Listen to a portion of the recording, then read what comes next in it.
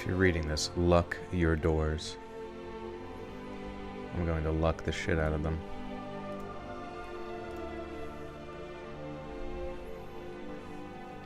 Let me turn the light off.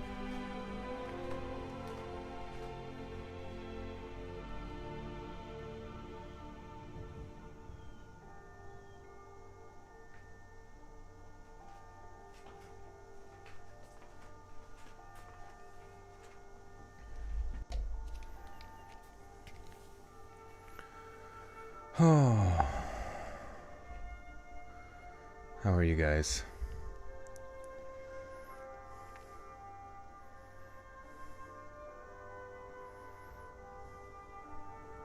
Impressive, most impressive. Greetings, weary traveler. I see that your pants are full of rocks. Or are you excited to see me? Left Nipple, welcome back for 3 months. Is my favorite purchase this year. Hell yeah. Absolutely worth every penny. Interscare, what's going on? And Toasty Comfy Ghost, D. Welcome to the Buttersock Cult, my friend. You now have access to bonus content. Not wanting to be working right now. See, it's moments like those where you say, I quit. And you walk out, and then you don't have to work. It's oh so simple. Wort, wort, wort.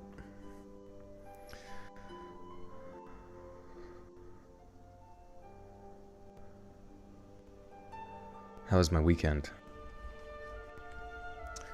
Was it a weekend? What day is it? Tuesday?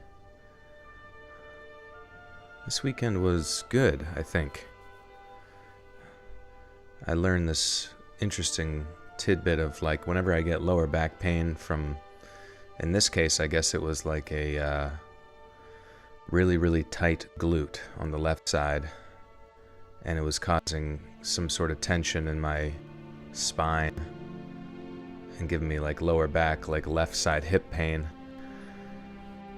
I learned this maneuver where if you, even someone else can help you with this pretty much, but if you're laying on your stomach, say on like, I guess it doesn't really matter, it can be on the floor, but then like the way that the butt muscle sort of runs down the sides of your butt, you can find the area of tension and put like somebody's elbow, somebody can put their elbow like directly into that. And then as they hold that, they like lift the leg up, kind of like bending at the knee, you know what I mean? And then they slowly rotate that outwards, away from the body. So bending inward and then rotating, so not the same axis there, but outward, as you're still holding the elbow into the tight gluteal area. Yeah, and it really gives some relief to your sciatica if you guys have any sciatica issues ever, which I do from time to time, especially on the left side. It's pretty great because, yeah, it's just a lot of tension in there. And that's the weirdest thing about massage, is just putting the tension in and then releasing it, and then somehow your body's like, okay, I'm done being mad at you.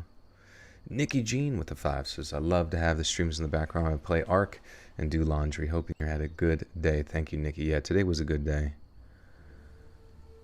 Oh, I did a thing at the gym, which I was pretty stoked about yesterday.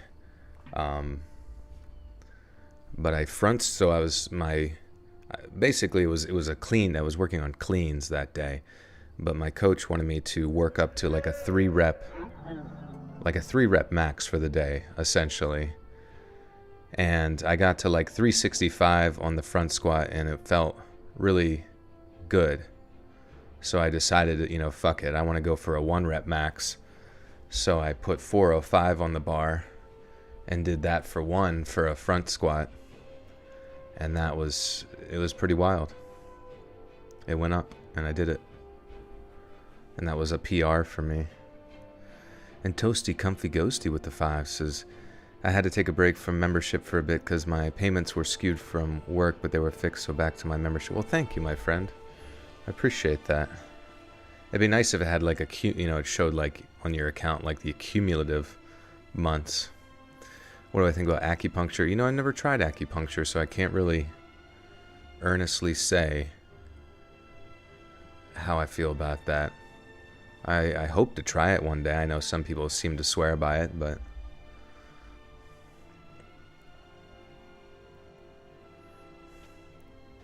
I'm not just a Let's fan at this point. I'm a whole air conditioner. Hell yeah, dude. You're chilly. You're an entire AC ductwork.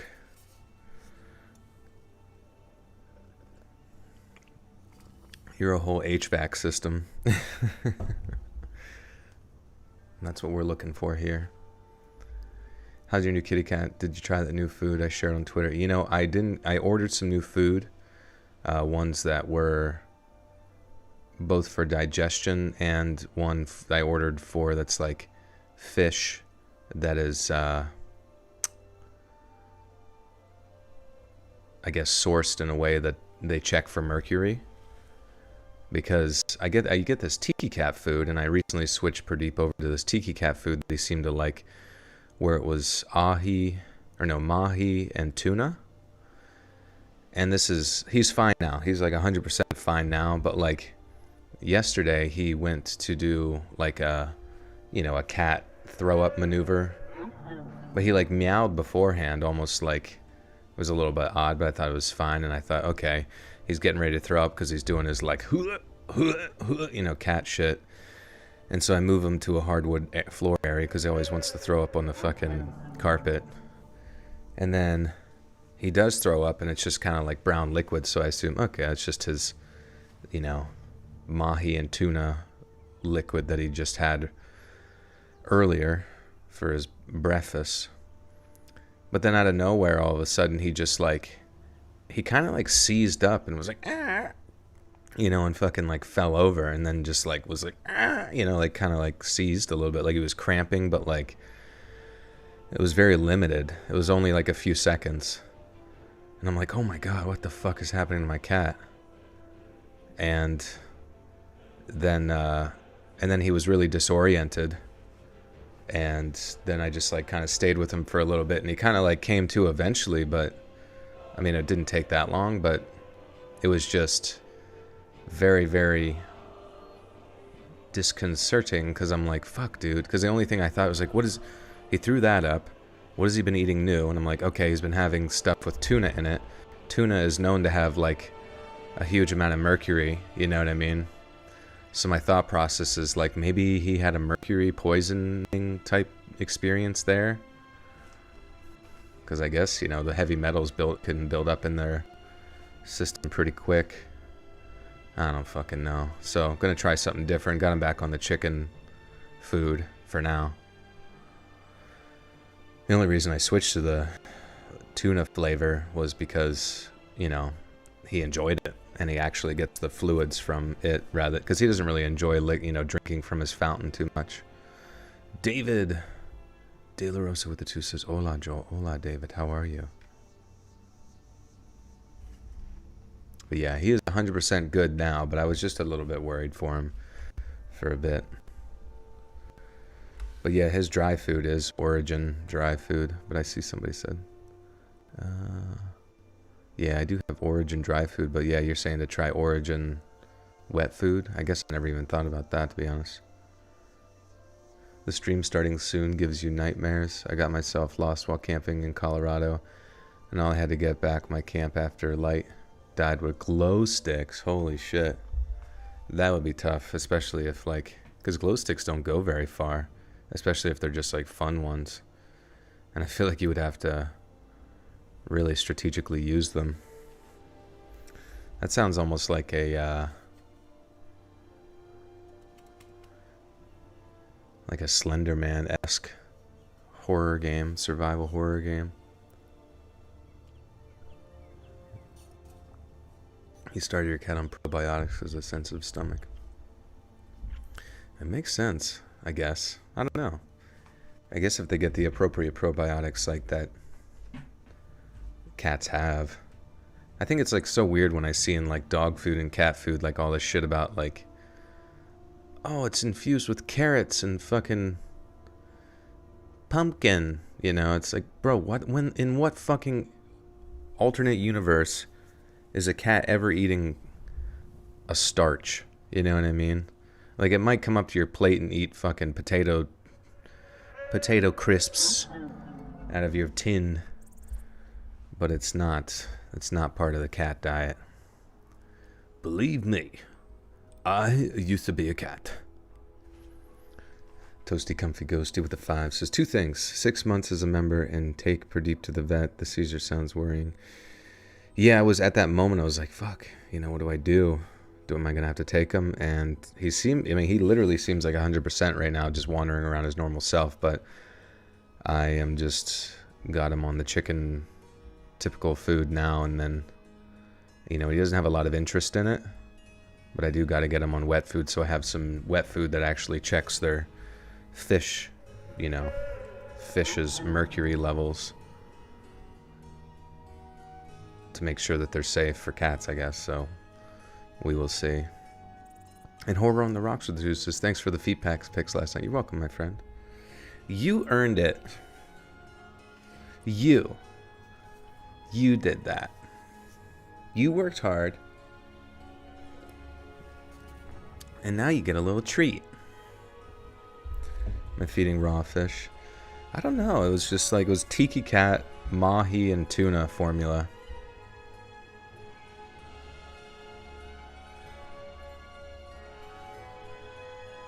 How old is Pradeep? He is 9 years old. He's very spry. I mean, he honestly doesn't look old at all. Or like even act old. I would say he's a bit of a kitten. Your pup has to have Hill's Science sensitive stomach diet, or else she vomits all day long. She can't eat any other dog food. Shit. The tiki's supposed to be good. I don't know. The fact that it doesn't like specifically say that it checks, you know, the mercury amounts. Once again, I'm just kind of speculating.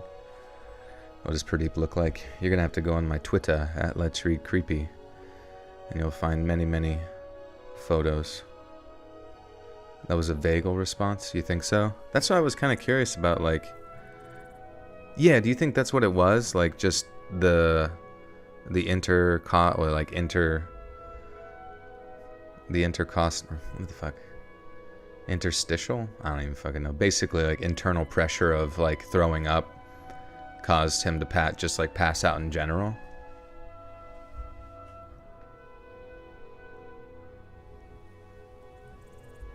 You have a 23-year-old cat. He has a little kidney problem. So, yeah, it seems like cats have a lot of kidney issues with not getting enough fluids.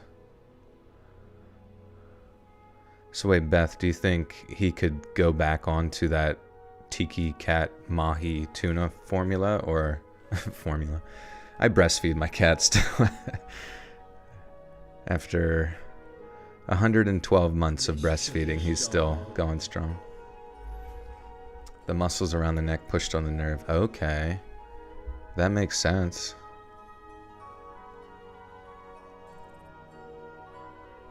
And then he just had a bit of a, like, because it was more like, you know, like, like fucking, fucking, wah, wah. You know what I mean? Like somebody pressed his horn. Poor guy. But, you know, because I didn't think it was like a full-on seizure, because, I mean, I had a Doberman growing up who would have seizures that had gotten progressively worse, so I was, like, pretty aware of what they kind of manifest in animals, but I guess it might be different in cats. IDK. And Michael Gamboa with the 10 says, shout out to my fiance Daniela. We met and Let's Read channel was our first common interest. Still stand by it 5 years after. Let's fucking go, dude. Congratulations to you guys. I swear the Let's Read YouTube channel has created more matches, more long-term relationships than fucking Tinder itself. I should start charging. Michael, thank you so much. I'm happy for you guys. And Jim Leahy, you drunk son of a gun. Welcome to the Buttersock cult. You now have access to feet pics? No, to bonus content. El Whale with the pesos, I think, right? Is that Filipino pesos? Says random question, but any dark internet media YouTube channels, examples, Nexpo, Nick Crowley, Wendigoon that you like or underrated? Love you. Well, definitely blame it on George for sure. He's within that same sort of genre. He does like, lost media, things of that nature.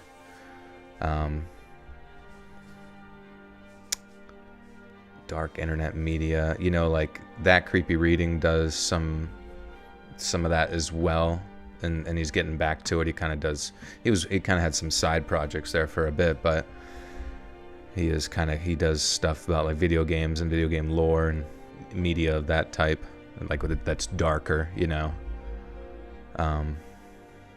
Logan Paul is engaged now. Do you think it's real? Yeah, probably. He's probably getting bored of how many non-disclosure agreements he has to get people to sign prior to plowing their butts.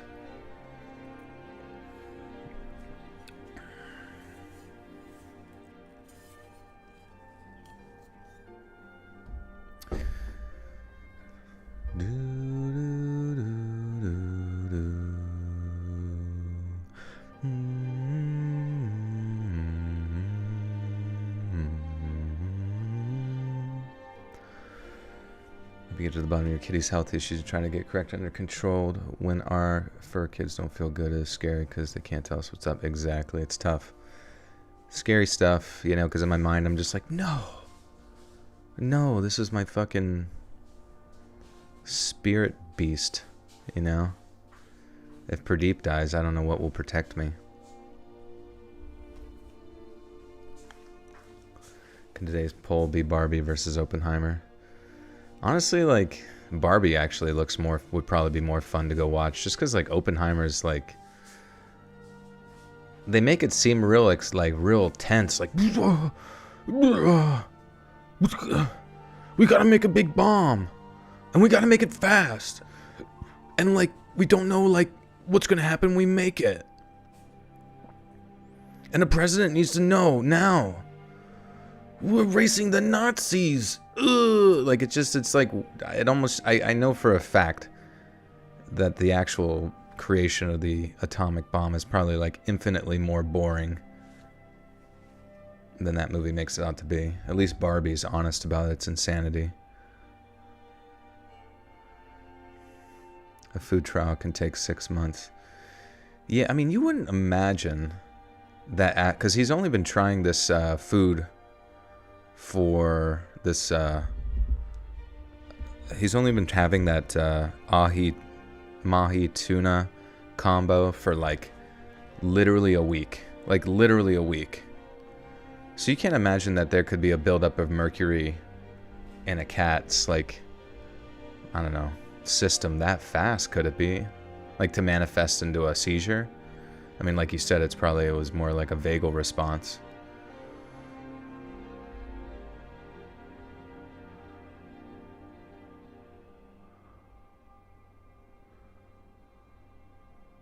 They did genuinely believe they might destroy the world when they used the bomb.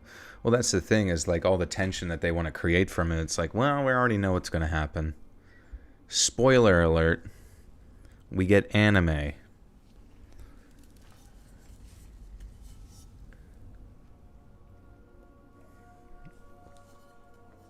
Another 20 seconds, friends. And we will read these stories. I wouldn't think so, but I don't know anything about that food. Okay. And Carrie Pahowski with the 10 Canadian says, hello from Niagara Falls, Ontario. I love listening to you. I hope life treats you well. Please keep doing what you do. Thank you, Carrie. Appreciate you. So many nice Canadians here. Listen, any Canadians in the chat, you guys need to start being meaner to your government. You need to start being rude and speaking your truth. Just get it out there. Otherwise, one day they're gonna send you over Niagara Falls in a barrel.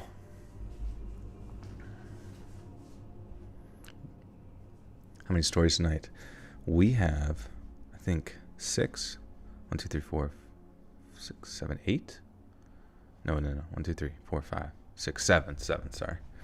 I cannot count.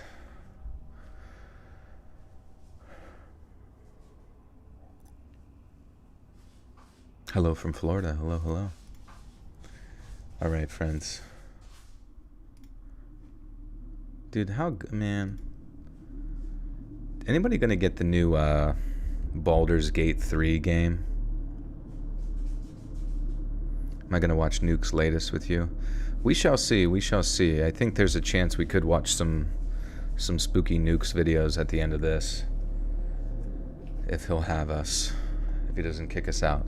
But I will say, so yesterday, so I train at for the time being, I train at my friend's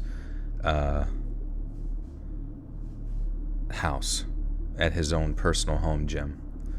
And yesterday I was there by myself because him and his family went on a trip somewhere for the day. And he said I was completely alone in that house, but it was weird. At one point I swear I heard somebody walking upstairs and then something drop down the steps.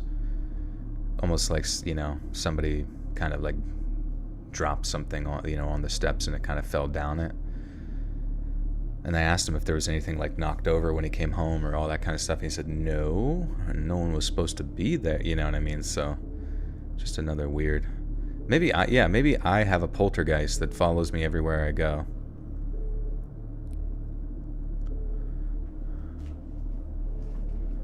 And maybe watching Nuke's top nuke videos is nuking my spiritual life.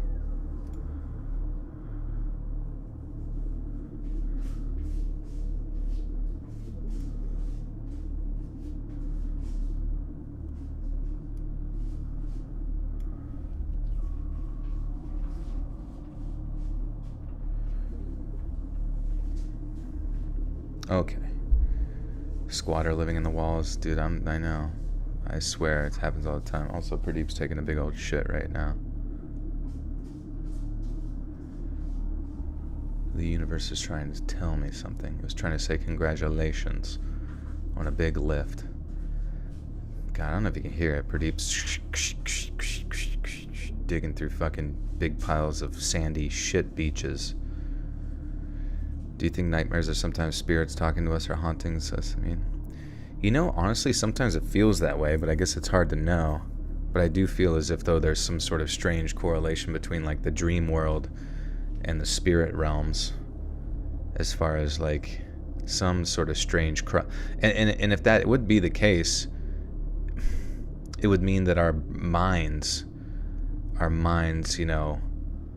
not just like areas in which we process information and generate subconscious ideas and pictures and that kind of thing in the way that we kind of describe dreams. It would mean that like our minds are some sort of like transistor, you know what I mean, some sort of receptive satellite dish with varying capabilities and its ability to receive signals, you know what I mean?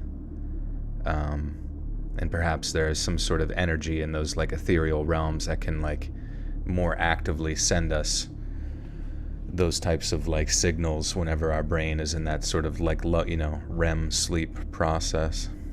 I've had the weirdest nightmares the past few days, bro. I wake up at 2 a.m. and I'm awake for the lives that are usually at 5 a.m. Dreams are messages, whether you decide to pay attention to you. Yeah, especially the one where I'm like, just eating Jello on top of a bridge. That's the deepest messages. And I'm naked.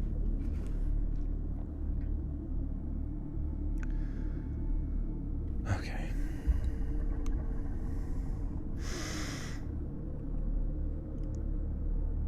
There is a reason why I have to be talked into camping every time it comes up in conversation with either friends or family. I don't mind the outdoors and I don't mind nature. I just feel like I want to sleep in bed and not on the ground in a tent. On this specific year, my boyfriend talked me into going camping, but this time we will be staying in a cabin so I can sleep in an actual. On this specific year, my boyfriend talked me into going camping, but this time, we would be staying in a cabin so I can sleep in a bed.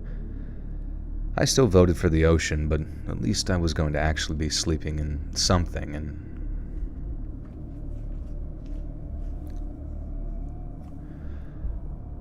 I don't know why. I really hate redundant sentences. Do you know what I mean? Like, look at this sentence. It's not a big deal. I'm not trying to put someone on blast for this. It's just, for some reason, I fucking, don't understand how that aesthetically sounds good to someone's ears when they say it. Now, granted, sometimes conveying just, your experience isn't, about aesthetics, but, on this specific year, my boyfriend talked me into going camping, but this time we would be staying in a cabin so I can sleep in a bed. Okay. I still voted for the ocean, but at least I was going to be sleeping in a bed. It's just holy shit, how many times do you have to say bed? I feel like that's got to be some sort of grammatical terminology there to describe what that is. Once again, no big deal. Anyways, I still voted for the ocean, but at least I was actually going to be sleeping in a bed.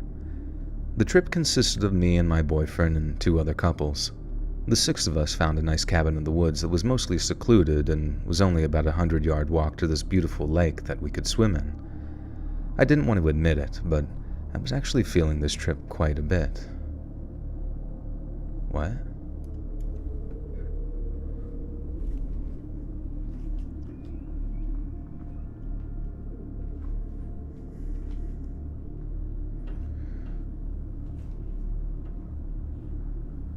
I didn't want to admit it, but I was actually feeling this trip quite a bit, especially once we got there.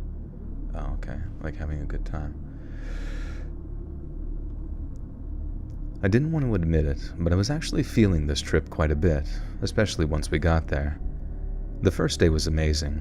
We spent all day walking some trails, swimming in the lake, and in the early evening we decided to cook up some steaks on the grill, and it was a great first day. That night, we all went inside and went to bed at around midnight, if I had to guess.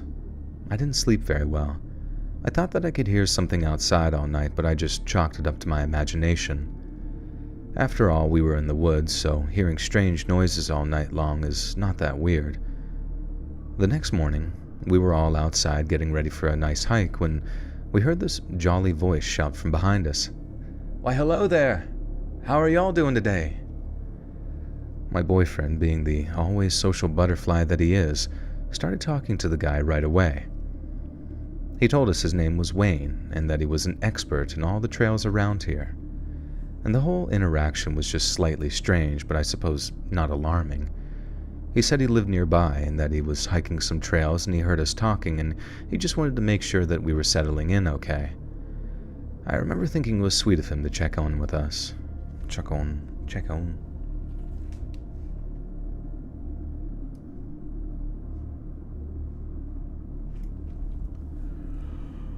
Oh, it's fucking hot, dude.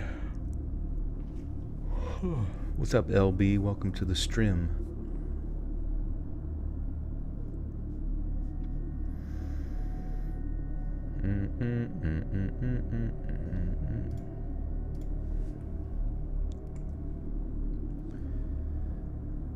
I remember thinking it was sweet of him to check in with us. He was a bigger guy, I would say well over 6 feet tall, and he had a pretty big gut. He had a backpack on with hiking boots and jeans, so he really didn't look like anything other than a typical hiking local. We thanked him, and he laughed in this jolly voice, and he went on his way. As we hiked, we laughed about Wayne for a little while. When the afternoon came, we all decided to go to the lake to swim for a few hours before heading back to the cabin. When we got down to the lake, we were sitting on the dock soaking up the sun, and from beyond the trees, we heard that voice again. "There they are!" We all jumped back because honestly it scared us, because now standing at the edge of the dock was Wayne again. We asked what he was doing, and again he claimed that he was just wandering by and happened to see all of us out there. My boyfriend just laughed it off and talked with him for a while, but me and my friend Tina's boyfriend... What? Also, how the fuck are they talking? We all jumped back. It scared us because now standing at the edge of the dock. Wait, what? When we went down to the lake, we were sitting on the dock soaking up the sun, and from beyond the trees, we heard that there you are, and we all jumped back because it scared us. And now standing at the edge of the dock was Wayne. Wait, so did he come up from behind them, or is he standing out in the distance somewhere? I don't know, it sounds really weird. I'm sorry, I'm fucking OCD about the dumbest shit.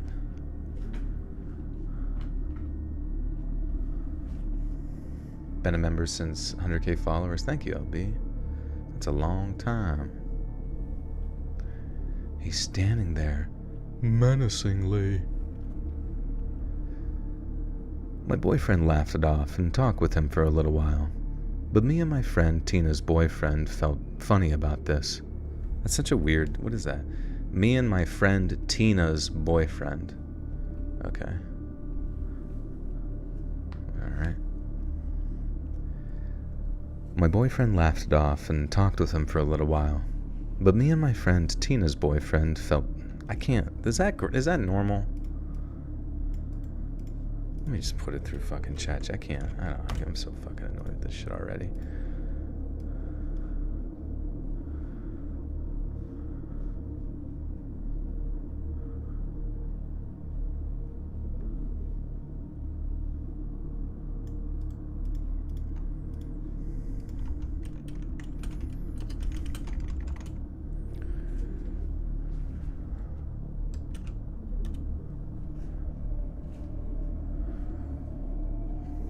Mystic Life, how are you?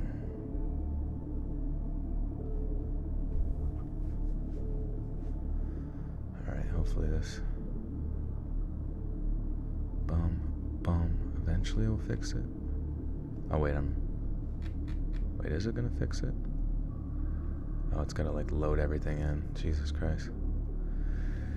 Fruity Pops, welcome. Just waiting for Chat BBC to do something here.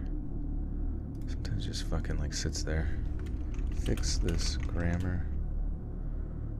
Okay, boom. Okay, here we go.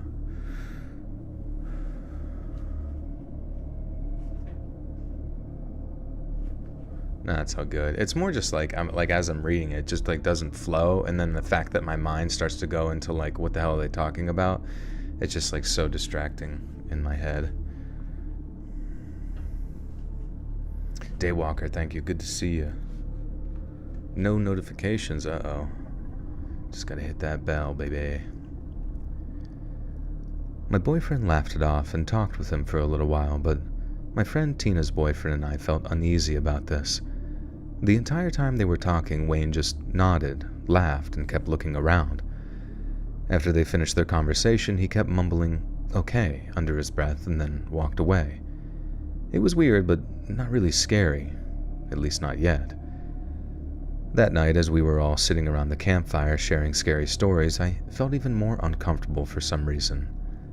Suddenly, Wayne jumped out of the bushes without warning and yelled in this sort of joking voice, "Here I am!" followed by a loud and excited laugh.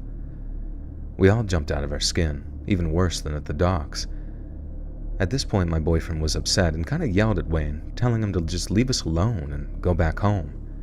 He explained that scaring us like that wasn't cool, and Wayne was lucky none of us retaliated out of instinct. Wayne looked upset and claimed that he was just trying to help us have some memorable experiences on our trip. He left on one of the trails, I guess, and he seemed to look pretty visibly upset. I almost felt sorry for him until I realized that it was after 11, and there was no good reason for him to be wandering around our camp.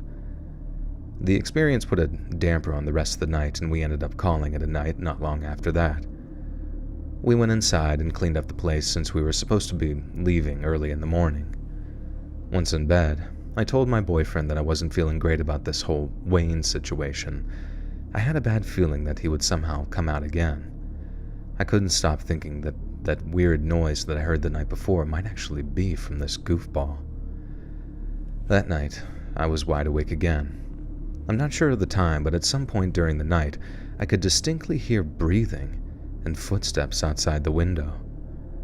I woke up my boyfriend and begged him to check for me. He was annoyed at first, but then changed his tone instantly. He whispered that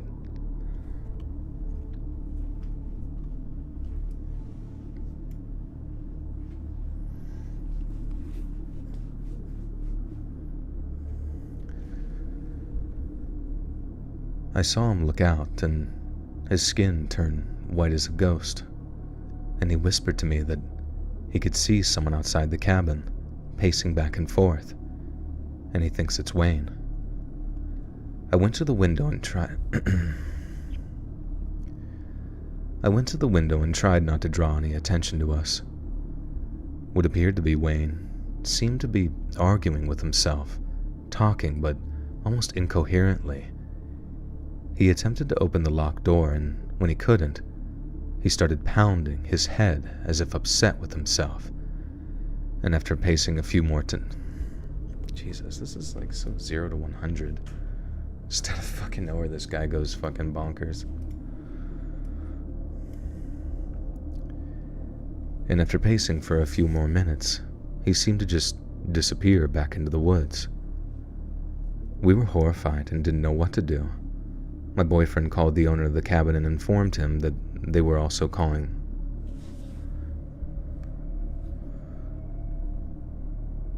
We were horrified and didn't know what to do.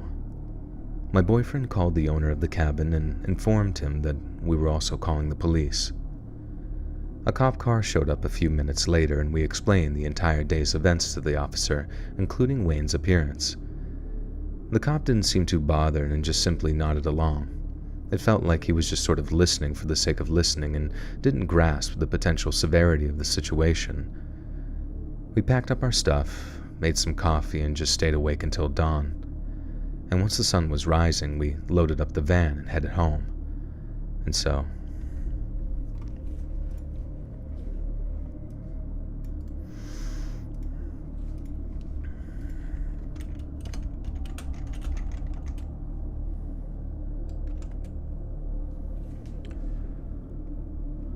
the king of macabre.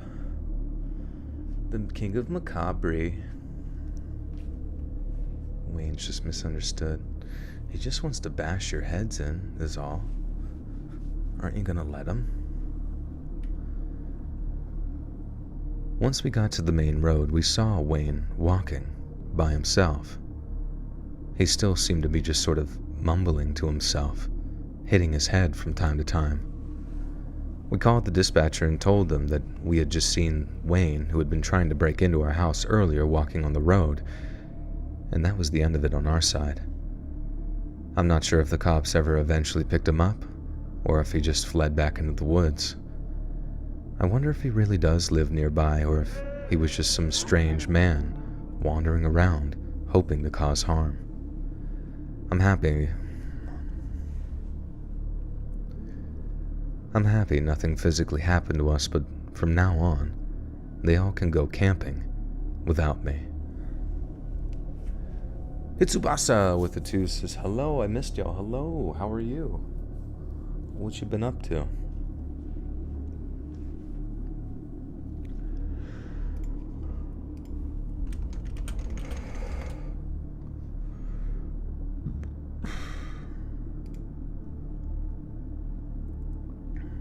Oh yeah, there was also something I wanted to just talk about to get your guys' thoughts, because I feel like you guys are pretty level-headed when having conversations and stuff. But I saw like comments. I mean, there weren't a ton of comments, but there were still people like agreeing with it and stuff. That was saying like the latest video, because it included Skid Row, which was like a part of Central City East Los Angeles, that like my content has gone downhill and that I'm just like a reactionary guy, like a political, like with political bias or whatever. And I don't really feel like that video had any sort of like political bias, because I just wanted to read you to like the summary of that story and get your thoughts on it, because even Chat GDP, I had them like summarize the 8-page, the large amount of like text there, and it was like The text describes the district of Central City East, commonly known as Skid Row in Los Angeles. Okay, so this will explain, but it's like initially it was a prosperous area with temporary laborers, the loggers and stuff, but it declined due to the lack of work and leading to homelessness, drug addiction, and crime. In the 1970s, the area was declared a containment zone, tolerating homelessness and narcotics possession. The text further discusses two serial killers, the Skid Row Slasher and the Skid Row Stabber. The former, Vaughn Greenwood, was convicted of 9 murders but later found innocent due to false testimonies from key witnesses. The identity of the Skid Row Stabber remains a mystery. The text also mentions a ritualistic murder carried out by Edward and Melissa Garcia on a former cocaine addict named Herbert White in a hotel room on Skid Row. Additionally, the text briefly touches on the infamous Cecil Hotel, known for its history of bizarre suicides and murders, including the mysterious death of Elisa Lamb. Overall, the text highlights the ongoing challenges and dangers in the history of crime within Skid Row. And it was like, so basically it was like it was true crime stuff, like more historical true crime things. And I don't know. It was like cover, you know what I mean? It covered like homeless people getting targeted by a serial killer, a guy getting picked up wrongfully and then like found innocent later, and then this guy trying to help 2 drug addicts get clean while he also got clean, and they ritualistically murdered him. And then a hotel that was also known to have a bunch of like bizarre suicides and murders in it. So it's like kind of at the most like sort of implying that the place was cursed. You know what I mean? Like, and I don't think there was like a single ounce of like political bias in the coverage of that area. Whatever, dude. I don't know. You can't please everybody, but it was just like really strange. It was as if though, because the majority of the video was like 20 minutes of it was talking about Skid Row. But I mean, it took 20 minutes just to cover these 3 cases, you know, in more or less cursory coverage. And somehow, to me, I have a feeling that they just like never even fucking listened to the stories. They just saw like LA and the timestamp and they're like, yeah, haters gonna hate. I mean, that's literally what it is. But I mean,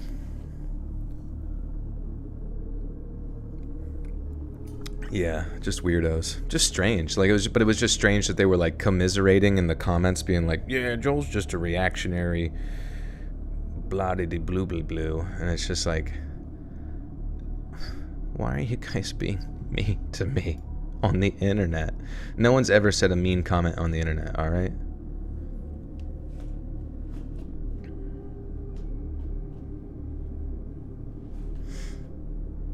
Yeah, it was more or less reporting, and honestly, it wasn't even, because a lot of the other stuff kind of had implications that like you shouldn't go there in the modern sense. I thought that one was actually interesting because it was mainly true crime historical stuff. It didn't even go into the like contextual existence of modern day Skid Row and any sort of modern issues that it might be faced with. So I don't even know how you could derive politics when it hasn't even touched on the modern. I don't know, man. Fuck them. Who cares? But I just wanted to bitch about that because it feels good to complain.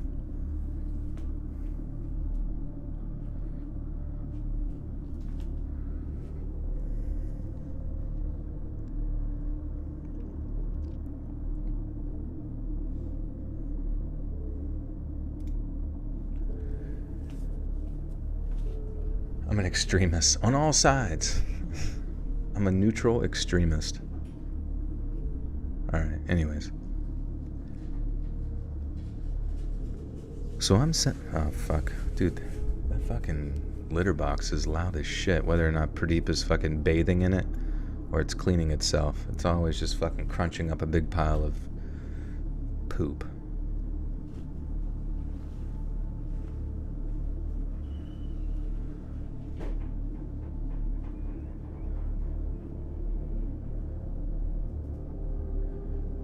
Hey Nip, thank you. We hit the milli mark. Do I watch Walking Dead? I do not. I used to watch like up until like season 2 back in the day when it was still on television and stuff, you know, like releasing on AMC. But I got bored pretty quick because nothing was really happening. I really think that show would have been good if they like, I don't know, weren't they trying to go like look for the cure at like the CDC or some shit? And I feel like they gave up on that really fast, and then it just became kind of aimless.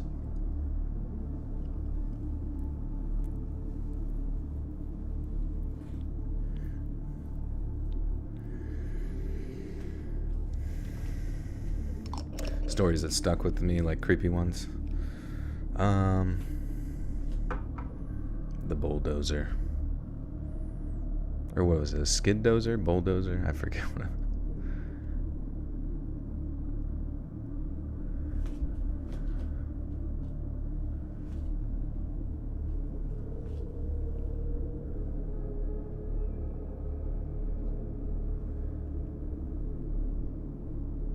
So I'm just now writing this story hours after the most insane moment of my entire life.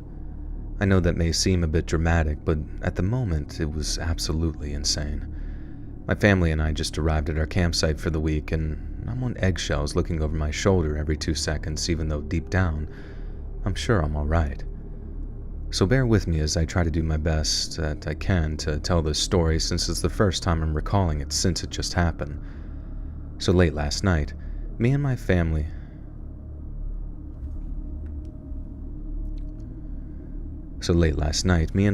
left our house to embark on our 1-week camping adventure.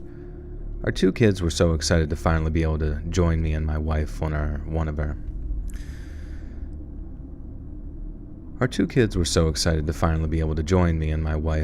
of our camping adventures, and she and I had gone on all sorts of adventures over the years, but we wanted to wait until our kids were just a little bit older before involving them. Finally, that time had come for the kids to join us, and we set out on the 7-hour drive a little after midnight. After the initial excitement of leaving and the musical concert inside my truck was over, everyone fell asleep in the truck except for me, which is fine. It gave me a chance to listen to one of my audiobooks that I've been neglecting for some time. I was surprised when we were close to our destination, and I realized that my family had mostly been asleep for the entire drive. They would have brief moments of waking up and asking where we were, but they mostly stayed out cold for the entire trip. About 30 minutes until we reached the campsite, I got the dreaded flat tire that no driver wants to get, especially when on vacation. I was lucky to have my spare, so this was no more than an inconvenience, but I was still annoyed. I remember being scared as I briefly lost control of the car and slid to the side of the road before I regained control. Somehow, my family was still asleep, and I quietly got out of the truck.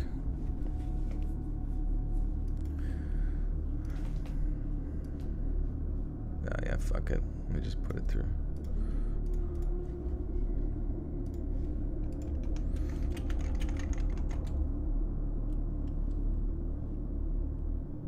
Wait, oh my god.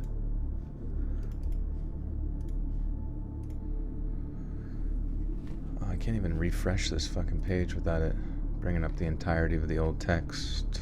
Fuck, dude.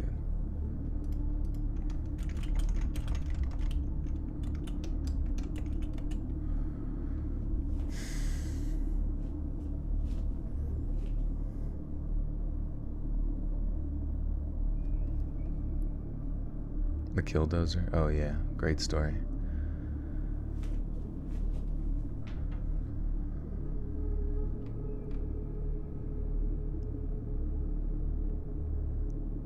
I can't be canceled. You're beloved. Thank you. I appreciate that. Uncancelable. I don't know. I think that's the most annoying thing with people is that, like, a lot of people approach history from this very, very preconceived bias notion of reality. Of what it might be, of what people are, of what, you know what I mean, what humanity is. And like, people, it's almost as if though people who just kind of cover the facts on like stuff are demonized in some way, because sometimes you tend to like present a truth to people that they might not otherwise be prepared for, I guess, when it comes to historical context or even modern context. And it's just so embarrassing. Like, fucking grow up, dude. Like, the world is not fucking sunshine and rainbows the way you think it is. You know what I mean? It's just so silly goose-esque.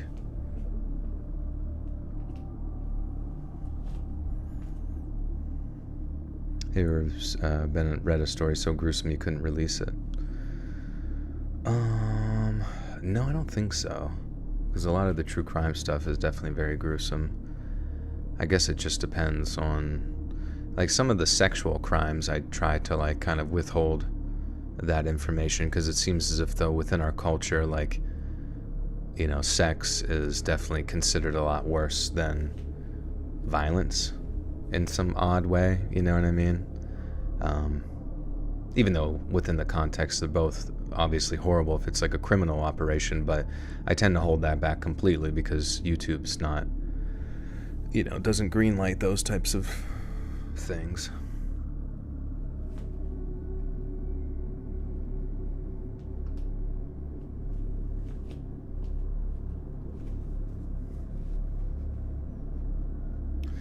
What's the music you had in the background before you started reading called? I think it was from just like the Skyrim soundtrack.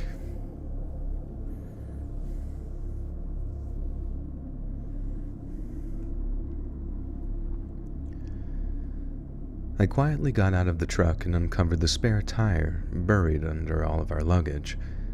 And while preparing to fix the tire, I started to wonder what I had hit. The flat tires seemed to appear out of nowhere, and for some reason I felt suspicious. I removed the damaged tire and replaced it with a spare one. As I finished up the tire change, I heard a soft sound of somebody clearing their throat. I turned around, expecting to see my wife, but instead, I was greeted by a small woman with wild dreadlocks and a rose tattoo right on her neck. In a sort of tentative and confused voice, I just said, "Hello." The woman, who...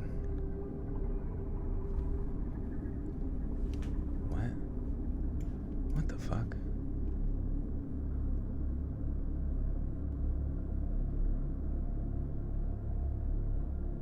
I'll see what the fuck. See, this is kind of bad. Stupid fucking, chat GDP, like... I'm seeing right here, it says the woman named Summer smiled and offered to help. And it's like, when I go to the original text, it says, the woman smiled and she said in a delicate voice, "Hi, I'm Summer. You look like you could use some help." Like, why would it cut out that entire thing whenever I told it to fix the grammar? That's a little fucking strange, isn't it? To, like, cut out entire pieces of dialogue. Because it... I mean, I know it's just an AI or whatever, but that seems... That's kind of bad. I probably should just read it from the original text.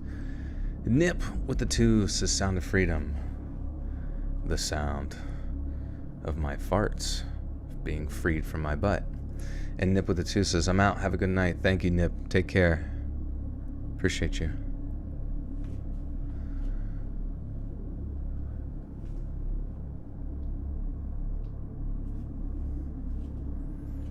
Artificial semi-intelligence. Yeah, I mean, it's worked pretty well so far, but for some reason the fact that it, like, wanted to alter the text seems a little bit odd.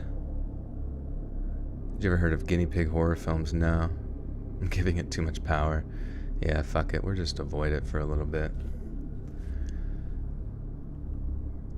I got the damaged tire off and replaced it with a spare.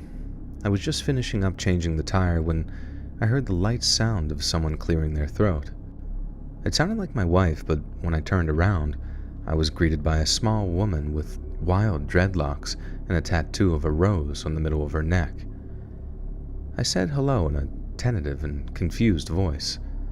The woman smiled, and she said in this sort of delicate voice, "Hi, I'm Summer. You look like you could use some help." I just smiled and said, "Thanks, Summer, but I think we'll be okay." I was trying to be polite, but I was not feeling great about this situation. This woman kept looking to the side of the road like she seemed to be communicating with someone, but whenever I looked over there, I didn't see anything. She kept on insisting.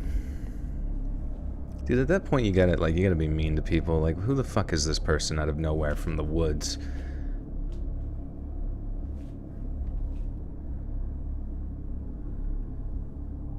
She kept on insisting on helping, never changing this nice and polite voice that she had, and I just kept saying no thank you. Eventually, I started to pack up the tools and get myself ready to hit the road, and that's when this woman said, "I think you really need my help." and then her voice changed sort of instantly. It wasn't this polite and delicate little voice anymore. It was angry, and almost a vicious voice as she said, "Let me help you." I was not having any of this anymore. I turned to the woman, and in the meanest voice I could muster up, I said, "Okay, lady, you need to leave. I got a family in the car and I'm not in the mood for all this crazy crap. If you don't leave, I'm calling the police right now or I'm taking care of this myself." I thought that my threat might do the trick, but instead, she just starts to laugh. I had enough and just turned around while she was laughing. I opened the driver's side door and put my keys in the cup holder, so all I had to do was push the start when I entered the truck. When I turned back around to grab the lug wrench, which is that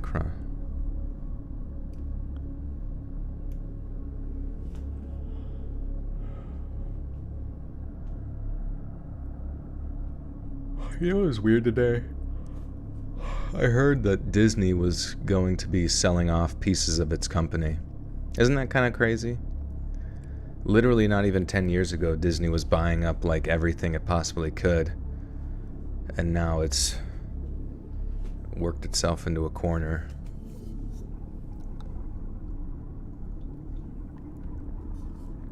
Do you game? If so, what games do you play? I haven't gamed in a while since I stopped playing Overwatch.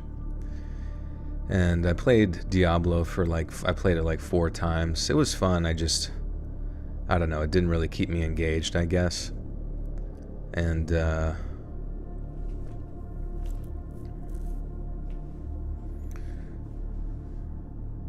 that would be really funny if George Lucas bought Star Wars back, or bought the entirety of Disney back.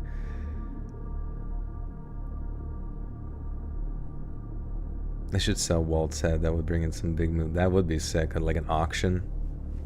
Honestly, you should just get access to Walt's head every time, like anybody who buys the company. I don't know. It's just sad though. Like, and the weird thing is when you think about like this mixture of the writer's strike, the actors' strike, you know, Disney. Like every action in Hollywood, it takes years and years, right? You know what I mean? Like the pre-planning of films, the writing, all that stuff, it takes years and years. So it's like, I feel like you might not like really feel like culture in some fashions even kind of gets back to like, I don't even know, a more calculated sense, probably till like 2026 or 2027, pending any sort of other disasters. But everything just takes forever. Play Tears of the Kingdom, damn it. I was looking for my Switch. I legitimately have no idea where it is.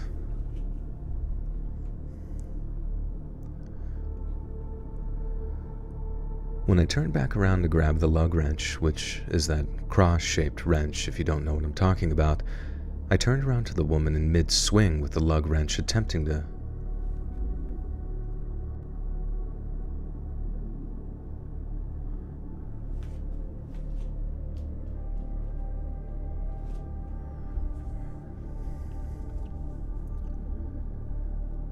When I turned back around to grab the lug wrench, which is that cross-shaped wrench if you don't know what I'm talking about, I turned around to the woman, and she was about in mid-swing with this lug wrench, haphazardly attempting to strike me, presumably in the head.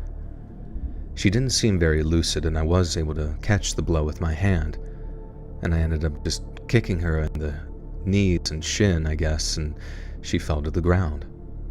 She started grunting, and then began to run to the side of the road that she had kept looking at earlier.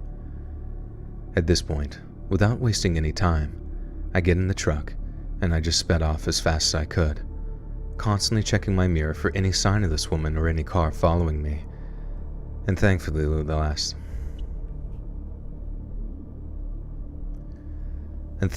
last 30 minutes of my drive went by with no crazy people or issues. I did tell my wife when she woke up, and she was angry that I didn't just call the police right away, and she honestly didn't believe me. She called as soon as we got to the campsite and gave the police this entire description that I had told her about the woman.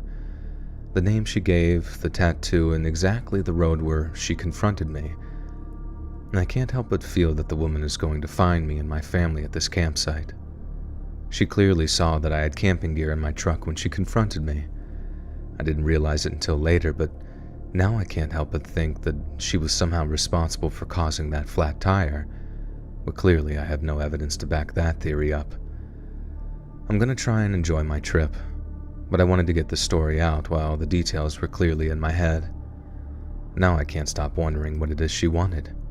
Did she want my truck with that spare tire? Did she want to rob me? Or was it something much worse? Wish me luck on my trip. If anything happens or any new developments come to light with police or something, I'll be sure to update everyone, but until then, I hope I never see that woman with that rose tattoo ever again.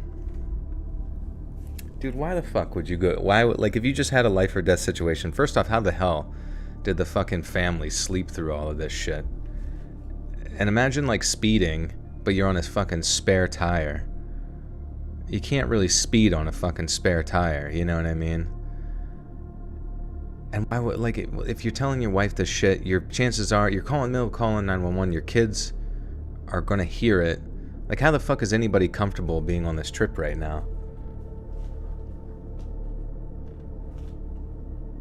Stupid as fuck, I don't know. Yeah, let's just try to have a good time, everyone. I almost got killed.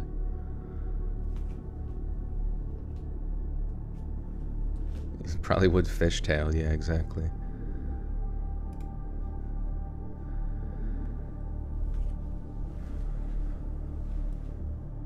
Yeah, exactly. If someone goes to throw a tire and iron at you, you wouldn't just be like, yeah, stealth attack, yeah.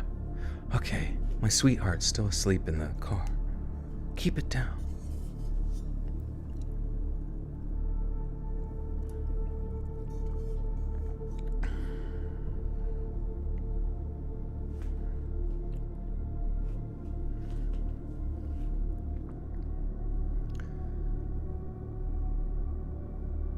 This story took place approximately 15 years ago.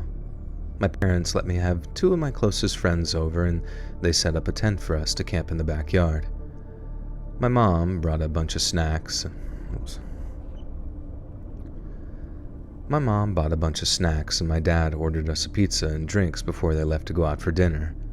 We were so excited to be out in the tent, and we dragged as much food as we could to the backyard and started eating and just chatting. We went over to our schedule of scary stories, s'mores, and whatever else we had planned for the night. We ate as much dinner as we could and then started sharing stories of our crushes and if we had enough courage to ask them to dance when school started the following year. I remember we were trying to set up a blanket and pillow as a fort inside the tent, and we were unsuccessful. The whole time I felt like I heard something outside the tent, though. I unzipped the screen, or the window as you call it, so I could look outside the side of the tent, but I didn't see anything. And then about 5 minutes later, my friends said that they thought they heard something too, and it sounded like something brushed against the tent. Now my friend Audrey looked out the open screened window and said, "I feel like I see something in black over there. Do you see it?" As soon as I looked, I saw this sort of white Nike symbol jump out to me very quickly. I couldn't help it, but I screamed, followed by my friends screaming, and we ran into the house. We went into the bathroom and just locked ourselves in there. We tried to be as quiet as possible, but then we heard footsteps and the bathroom door began to jiggle. We all screamed at the top of our lungs, and Audrey was now on the phone with the police. While she was on the phone, we were still screaming, and then I heard my mom telling us to come out of the bathroom. We slowly opened the door, and my parents were standing there. Still on the phone with the police, my dad grabbed the phone and said, "I'm sorry, this is the father. I was just playing a joke on the girls during their sleepover." Now, being an adult now, I'm surprised the cops didn't show up, but it is a small town, and my dad knows everyone, so I'm sure he ended up talking to one of his friends and saying everything. Well, that's kind of lame. Is that actually the fucking story? Oh no, there's more to it. Thank Christ.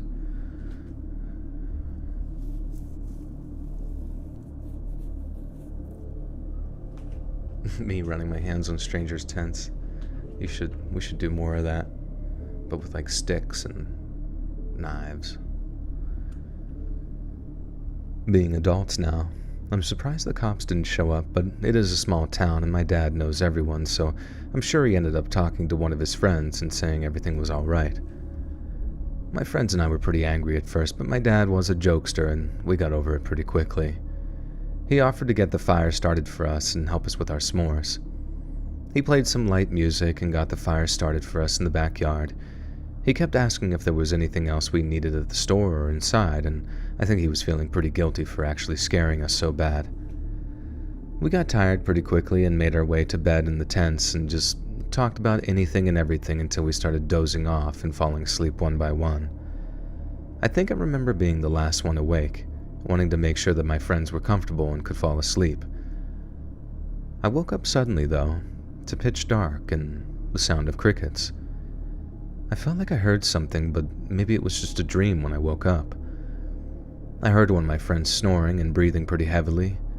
I hadn't noticed it before, but I assumed that they must have been completely zonked out. As I tried to doze back off, the breathing and snoring became louder, so I sat up to see if I could see which friend it was coming from. As I sat up, I was at eye level with the window screen and felt like I was having flashbacks from earlier and saw something move. Then all of a sudden, I heard the zipper from the tent door open. I yell, "Dad, knock it off. Earlier was enough. I want my friends to actually want to come over again." He didn't say anything back, and my friends were starting to stir around now. Annoyed that my friends were now going to be woken up, I said, "Dad, get out of here, please." I can still hear the response in my head, a voice that was not my father's, and much deeper said, "How do you know it's me?" My whole body felt like it froze, but the only thing I could think to do was grab my friends' hands and pull them. I basically dragged them, and we all ran inside. I don't remember anyone else screaming or yelling. I think my friends were more confused than anything else. I went right into my parents' room and told my dad what had happened. He seemed to jump right out of bed and went outside. I could hear him yelling something, and then he came back in and got on the phone. He told my mom to stay inside and with me and my friends, and what the fuck? I don't understand. Did they just like blaze past the dude with the fucking... Joe, do you wear Jordan shoes? What's your favorite? Nah, my one friend collects a bunch of fucking Jordans. I don't really give a shit about shoes that much. I don't really care too much about like vanity items the way some people do. A lot of my friends do.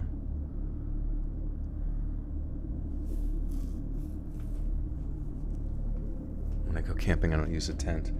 I just use saran wrap and make like a little spider web.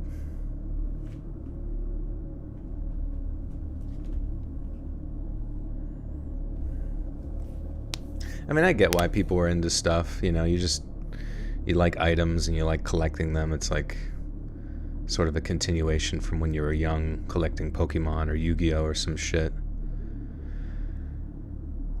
But it just seems so, like, I don't know, it seems kind of pointless. Make one of those mud houses the guys make on YouTube. Yeah, I remember that like got really popular, and then there were like dudes in India who were like pretending to like make that with their hands, but then they were like having, you know, like backhoes involved and like construction, like a whole construction team. But they would take it, you know, videos in like intervals to imply that they were just like digging out these like super elaborate aqueducts just by themselves.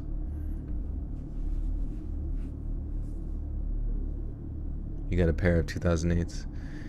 I just, you know, it's just weird to think like, here, let's ask ChatGPT. Oh, there we go. How much does it cost Nike to make a pair of shoes? It better not give me some stupid elaborate answer. The cost of manufactured shoes can significantly vary. Give me a fucking number. It's worth noting that Nike, like other typically keeps production costs financial confidential. Fuck that, dude. I know for a fact it probably cost them $5 fucking dollars to make a $135 pair of Jordans. Because it's just some like stupid fucking fabric with like coloring, you know? There's nothing to it.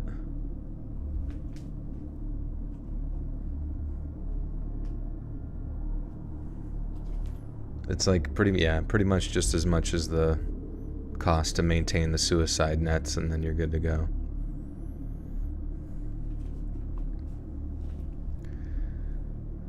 Booze is here. I just wear my hobbit feet around sleep. Oh yeah, dude. You gotta build up the calluses. Is this my full-time job? Yepper. Welcome to a day in my life. Tiptoeing in my Gucci flip-flops. It cost Papa John's 28 cents to make a large pizza. That's awesome. I want to fucking buy a 28-cent pizza. You get one pepperoni. He debated buying a pair of sneakers from Walmart because they were over $20. I'm what you say, a cheap bitch. Rent is expensive. No, I feel you. I mean, I would get shit from Walmart all the time. I bite the mosquitoes. I chomp on them and make mosquito soup with my own blood.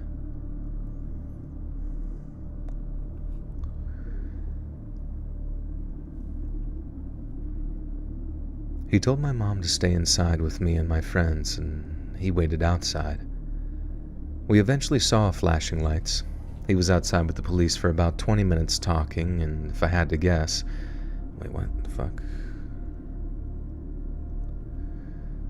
He was outside with the police for about 20 minutes, if I had to guess, and came back inside and talked to my mom first, and then to me and my friends. He told us that there was a guy that seemed to be causing problems in the neighborhood that night, and thankfully they did catch him, and we were safe. He said he was so sorry for scaring us earlier and was happy everyone was okay. He asked my friends if they wanted to call their parents or go home. Aubrey was fine, and she said that she wanted to stay, but May called her mom and just went home. Aubrey and I decided to take our little camping night to the living room, and my dad got us comfortable and made an impromptu pillow and blanket fort for us. There were only a few hours until morning, and we got up early. My mom and dad made us breakfast and then asked if we wanted to have a pool day. And I remember that day being exactly what we needed to get our minds off the night before. I'm still friends with Audrey.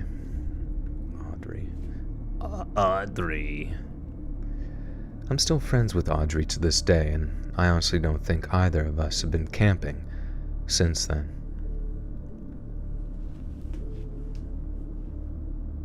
Raccoons bring me food and clean up the camp. That would be cute. I saw a video earlier. I think it was on Twitter, but it was like a poor little girl. She was getting like... She couldn't have only been like maybe 8 or 9 or some shit.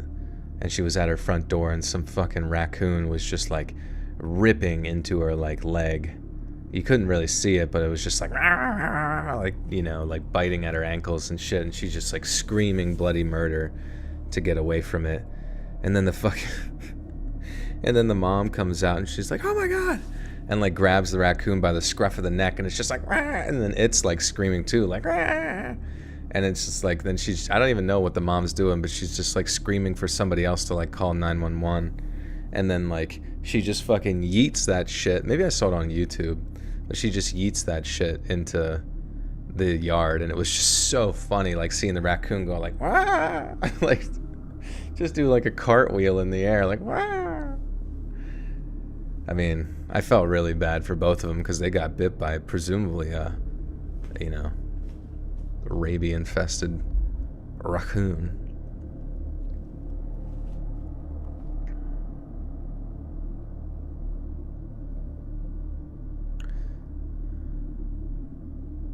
Yeah, the girl gave the thing rabies. Oh, shit. Scary stuff, though. Aminals be crazy.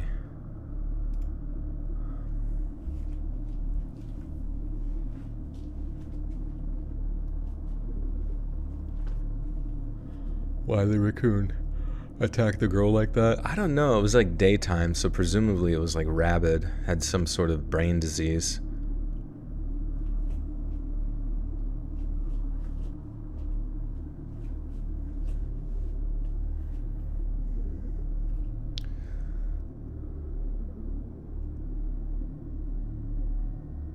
My sacrifice. Are you singing a Creed song in chat right now, Beth? My sacrifice. Dude, it was funny, yeah, like after who was it? I think it was De La Rosa was saying that the Creed was getting back together, and then I spent like later on, I don't know if it was the day after, but I spent like a solid hour of just listening to fucking So let's go there. Let's make our escape. Come on, let's go there. I forget what's the rest.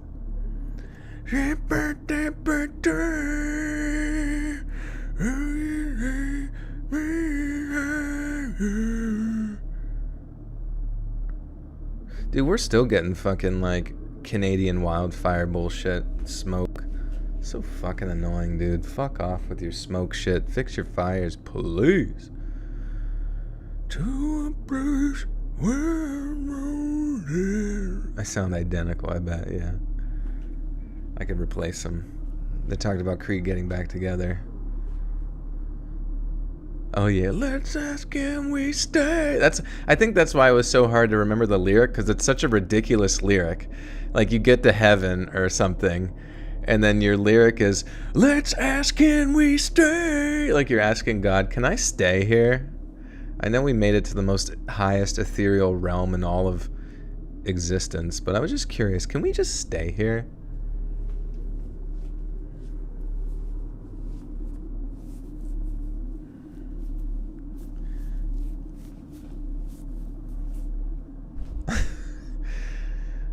It's like I want to see that I want to see that lyric or just that song applied to like when you get to like a ball pit or Chuck E. Cheese when you're a kid.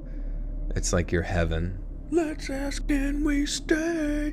Or you want to have a sleepover with your friends. Let's ask can we stay?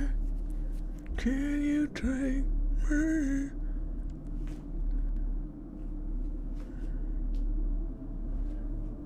Titan After Earth. That's fucking awesome.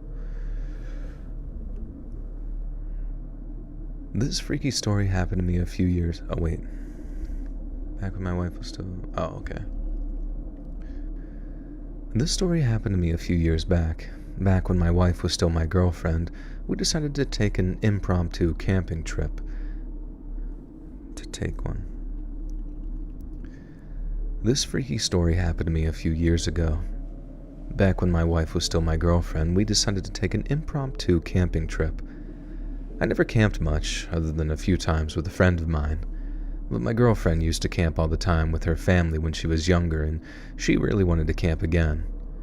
She thought it would be a great chance for her and me to spend some time together, away from all the noise of the city she and I had lived in all the... Oh, God. Switch to my work voice, yeah.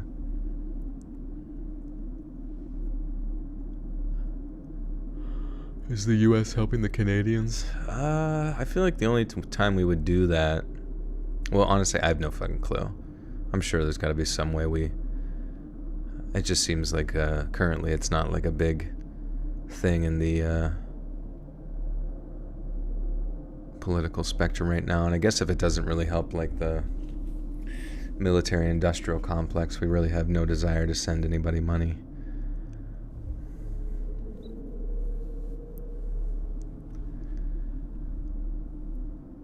She thought it would be a great chance for her and me to spend some time together, away from all the noise of the city that she and I had lived in at the time. She went all out and bought all this awesome camping stuff. Among those items was a nice new tent.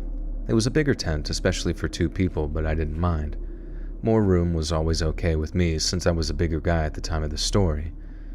The one thing I liked about this tent, which I found out later most tents have, was that it had this little window thing on it so you could see outside the tent at night. I knew that it was going to be dark, but just the ability to be able to see and then have the light shine in on us in the morning was a comforting thought for me. We arrived at this desolate location in the... Did Canada ask for help? I don't think so. I don't think they give a shit either. No one gives a shit about anybody. If you can't funnel the money or launder it somewhere, what's the fucking point?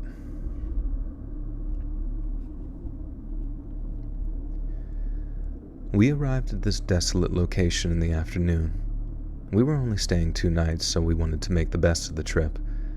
That first afternoon we didn't do much. We just kind of chilled, set up the tent, and went to bed early. I loved my little window in the tent.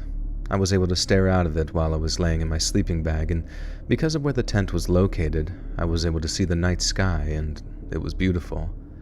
Just as I had expected, the light blasted through the window in the morning, and it was almost like waking up in my own bed. We got a... Let's ask and we stay. Whenever you're a dog and you get adopted by humans, but it's 2 of you, and you're talking to the other dog. Let's ask and we stay. When you're a raccoon and you bite a little girl's leg, but you want to go inside the house and you were just doing it to play, and then the mom comes out and you think, oh, this is your chance. Let's ask and we stay. Can you take me high? And then, as that part of the song's playing, it's fucking like throwing. The raccoon's getting like yeeted in slow motion upside down.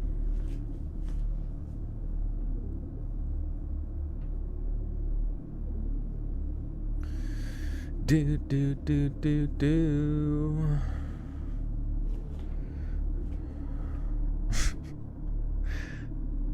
I don't know why. I just want to see like a video of like a janitor with like head, but this was back in like the 90s or something, whenever like Creed, or I don't even know when this song came out, but like I'm imagining it's in the 90s, and Creed just put out this song, and he's got like, he refuses to get like a CD player, so he still has like the a tape player with like shitty headphones, and he's just like cleaning the fuck out of like a clogged toilet in a Chuck E. Cheese. It's got like poop in it, but you're seeing it from the outside, and you can just like hear the song coming out of his headphones, like, and then it cuts to like, what he hears, and you take me higher, but he's like cleaning out a fucking huge fucking turd out of the toilet. He might have to scoop it with his gloved hand, but he's not getting to that point. He's got a technique.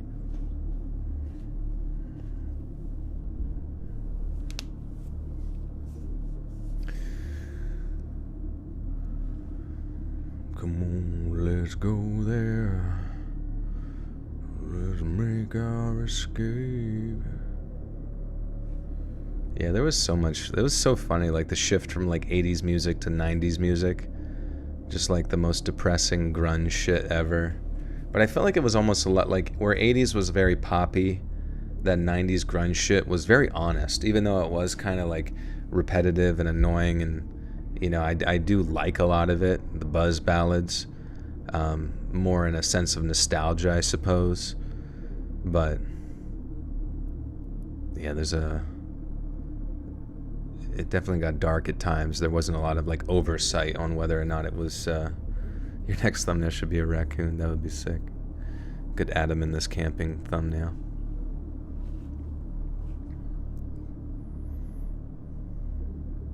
Yeah, the muffled High School Musical songs on the bus. Hell yeah, dude.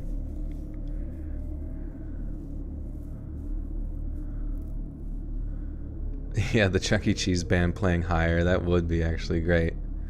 I'm sure somebody could edit that so the audio sounds like authentic to them up there doing it. You were into gangsta rap.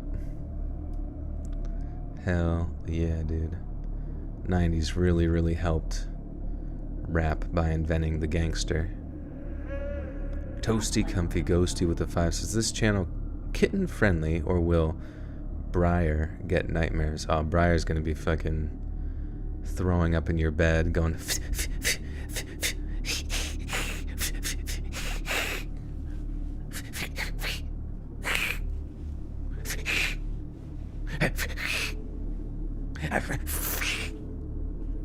Digging his little kitty claws in your neck.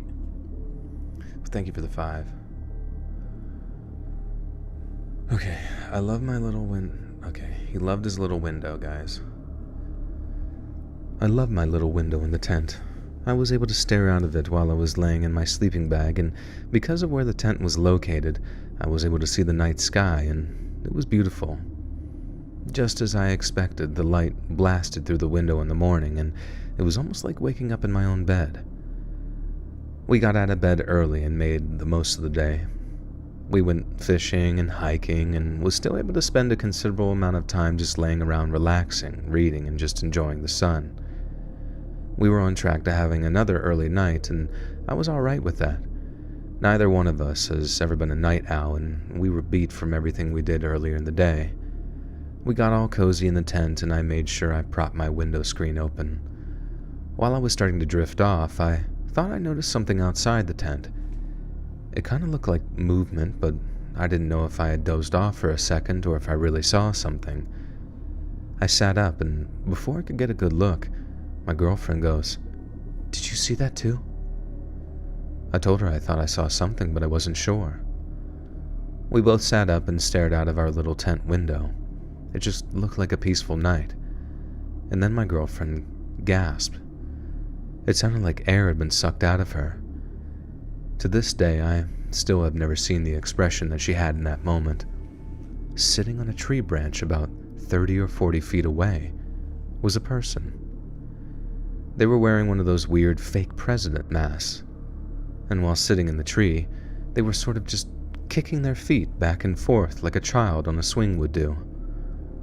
We both just stared there like sitting ducks. Oops, stared there.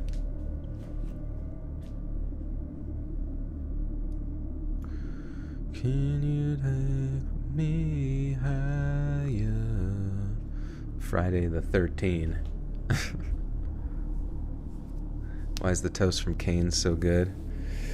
Oh, I feel like they double butter it. Like they toast it, they butter it, toast it, and then butter it again and toast it again. It's a double butter toast technique. I've never actually had Cane's though. I would like to. I'd like to. David De La Rosa, this is Joy. Are you going to see Creed live this tour? Are they in Pennsylvania? I might have to go.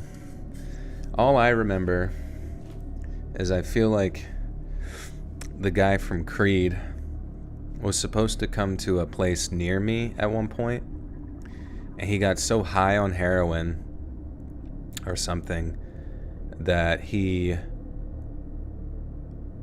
just like got on stage and was like just incapable of doing anything, which in my opinion would make the show worth it. So I'm sad I missed that one. Hopefully we get another. Oh, he was drunk? Oh, damn. Is his name Creed? Yeah, his name's Creed Bratton, and he has a band called Creed. You can look it up online. Best of Creed Bratton. You can hear their music.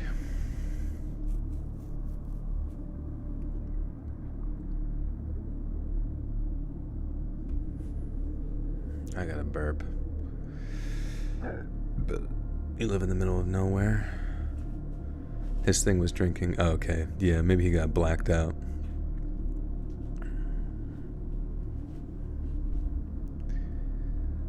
We both just sat there like sitting ducks.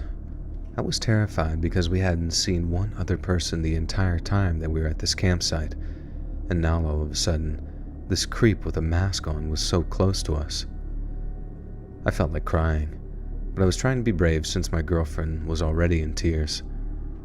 I know the person wasn't directly doing anything to us, but the unsettling nature of the situation made us both so uncomfortable. We watched the guy for probably about 5 minutes just sitting there in that tree, and then He jumped down. The person still never approached the tent.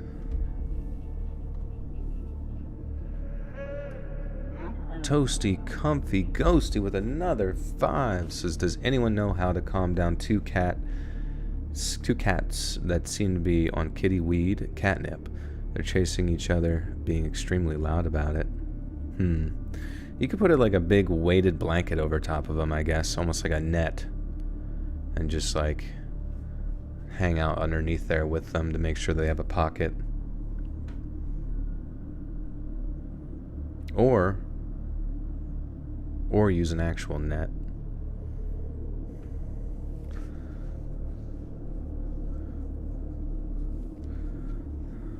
Tie them up like wild cattle. Or introduce tarantulas into their environment so that when they're all wound up on Mountain Dew, aka catnip, they can have a fight with them. I'll separate them? Okay, you could try that too. Tranquilizer darts.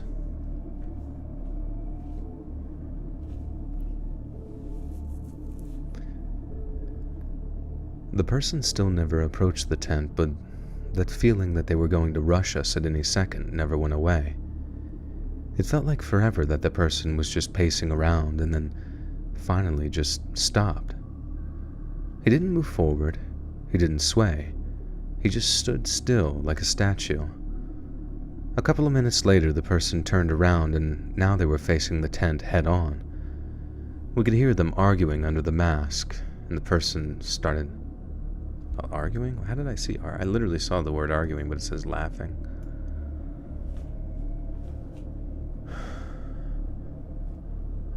Yeah, play Creed for the kiddies. They won't know what else to do other than just let the music take them away.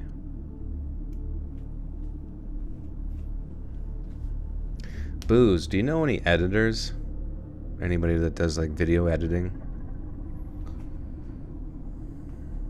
I'm still wanting to start my true crime. I have so much backed up true crime content that I feel like could be turned into some awesome videos, but I just need someone that's like proficient at it, you know, and good. Your mom, CJ, is an editor? Are you sure you want me talking to your mom?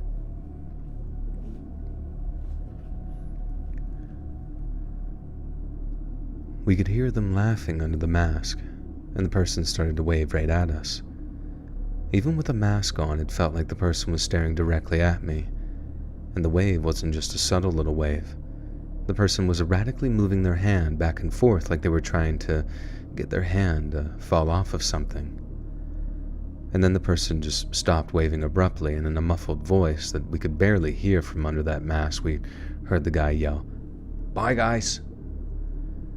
And then he literally ran full speed off into the woods. We just sat there and continued staring out of the window all night long. We both may have dozed off at different points, but we mostly stayed awake for the entire night. The guy in the mask never came back, and there was no evidence of where he came from. That was the most disturbing part.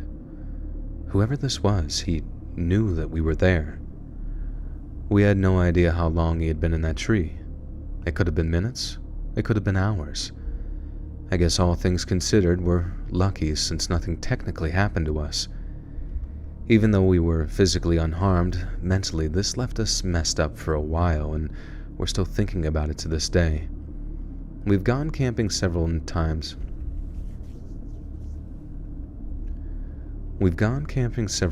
since that night, but from now on, we'll only stay in a cabin with doors that can lock.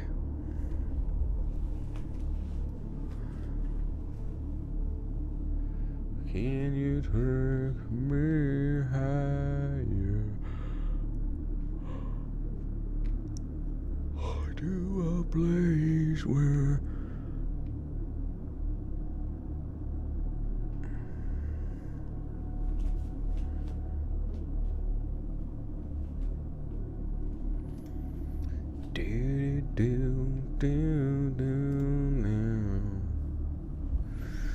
Pradeep is here. He is rubbing into my leg. The 80s were better. Honestly, yeah, I do really like a lot of 80s music. I like the upbeat nature of it. Like, some people think it's really corny, that 80s pop era, but I just think it feels fucking good. Come on, let's go there. Let's look at the lyrics. Higher Creed. Come on, let's go there. Let's analyze all the lyrics here. When dreaming, I don't even remember what it sounds like. When dreaming, got into another world, time and time again. Hey, yeah. Okay, what does it mean? In an interview with Song Facts, lead singer Scott Stapp talked about how he opened the song with this line.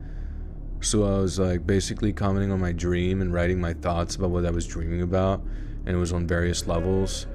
It was a literal dream, and it was also on my dreams as a human being at that stage of my life and where I was in my life at that time. I wanted the world, so to speak. I wanted to achieve every dream that I ever had, and I also had the idealistic view of wanting to create heaven on earth.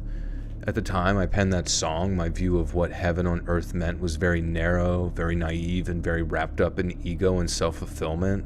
I didn't really expound on that, but I can comment on that now. And it's also be careful what you wish for, because your prayers might get answered.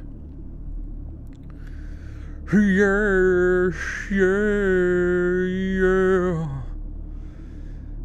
Hitsubasa with a 2 says Japanese city pop though. Oh yeah, it's good shit. Stay with me. Alright. Oh damn, they don't even have, there's only a few. Alright, well we'll click on the ones that actually have the descriptors. Can you take me higher? What does that mean? He is asking someone, or even God, if he can be taken to heaven where the blind people can see in the golden streets of heaven. These golden streets appear in the Bible's book of Revelation, aka Apocalypse, and the 12 gates were 12 pearls, and each of the gates made of a single pearl, and the street of the city was pure gold, like transparent glass. And that's the only, that's the only description we get for those. What does Pradeep look like? What does Marcellus Wallace look like? Do he look like a bitch? 'Cause you treating him like one. You treating Pradeep like one. Pradeep is black. Black like the night. But he's got 7 white hairs on his chest. I count them all the time. I count them every night before I go to bed.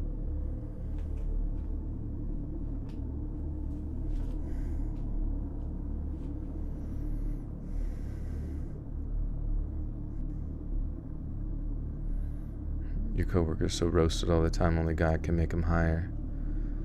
Lord, please let this be my best smoke sesh yet. I want to get so high that I can actually hear your voice.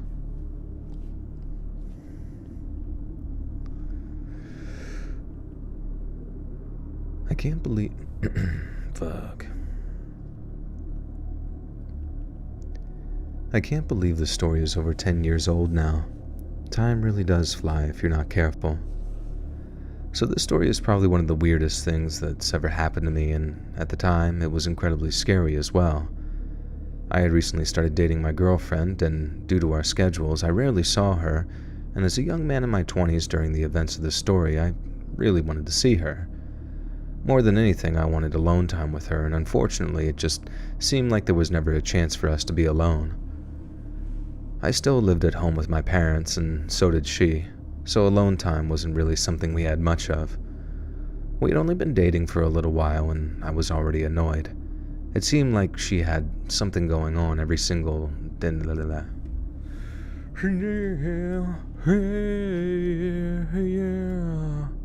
Toasty Comfy Ghosty with a 5 says Briar is a gray tabby with orange on her face, ears, and paws.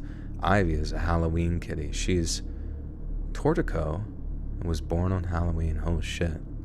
She might be a muse. I'm trying to imagine gray tabby with the orange on the face and ears and paws. So the whole body's gray, but she's got orange on her face, ears, and paws. I don't think I've ever seen a cat like that before. That's pretty freaking sweet.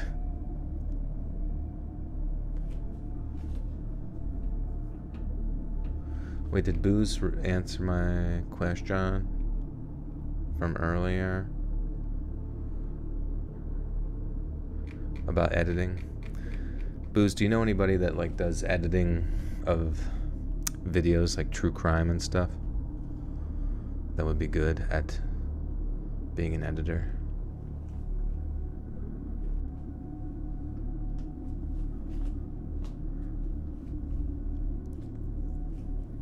A can mind you actually told stories. I don't understand. That didn't sound like English. Try again. Audio or video or both. Basically, I have the audio's done, but I would just need a video edited with the audio, and I don't know. I have so much backed up content, and I have like just a channel in and of itself, Crew Crime, that could come from this, you know what I mean? But I just haven't found anybody that's like interested and or like can put together some really solid, because the style that I'm going for, if you want to look this up, it's called there's a channel called Moon, and he does different documentary stuff, and like just the editing on that, it's like pretty fast paced, you know what I mean? It like keeps people's attention, and I'm not saying it has to be like at that level of fast paced, but it would be sweet. Wee woo. Welcome to the Buttersock Cult, my friend. You now have access to bonus content. Can Joel make purr sounds? Let's see.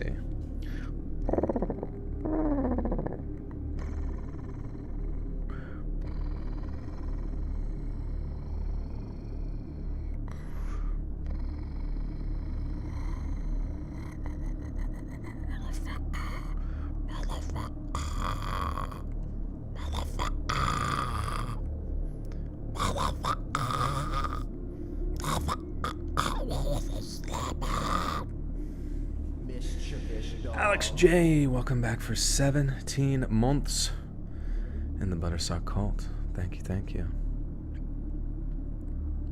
When it comes to true crime, you might have decent content with the Gilgo Beach, Long Island serial killer, likely in custody now after all these years. Oh, okay, interesting. We'll have to get a FOIA to really to dig in there and get all the files. I'll be selling them on my Patreon for 3 cents. Didn't I pair up with Llama Arts at one point? I did not, no.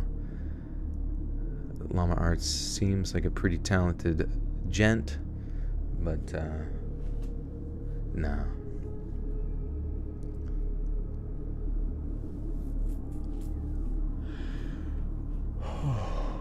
Come on, let's go there. It seemed like she had something going on every night or weekend, and I just honestly felt like an afterthought to her. One weekend I told her how I was feeling, and she responded by telling me that she had planned on a camping trip with her friends, and that she was really sorry that we couldn't hang out again. I was furious, and at this point I was close to ending things with her before they had progressed any further. That day she left for her trip, and she texted and said, "I'm sorry, I know this is last minute, but my friend said that you could come if you want us to meet it." Did I look up Ryan Waller yet? Let me look. Thank you for the 2. Ryan Waller. Come on, let's look up Ryan Waller. Ryan Wall. Wait. The wrongful accused of murder. The case of Ryan Waller. Shorts.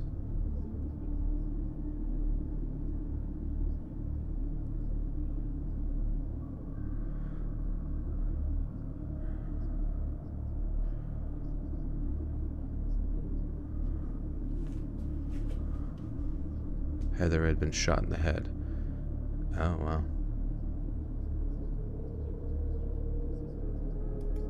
Okay, so Ryan killed his girlfriend. Come on, let's go there.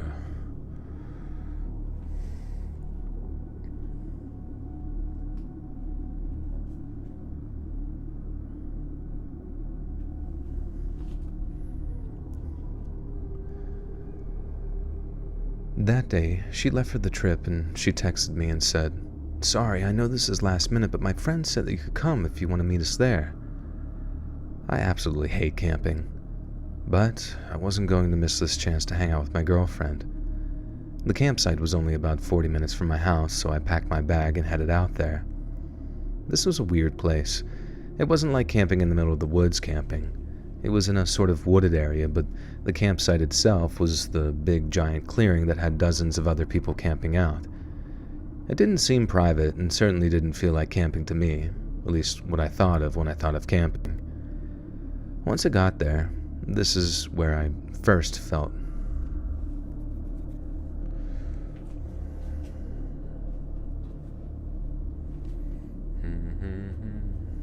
Oh, he was completely innocent? Oh shit. So wait, who beat him up?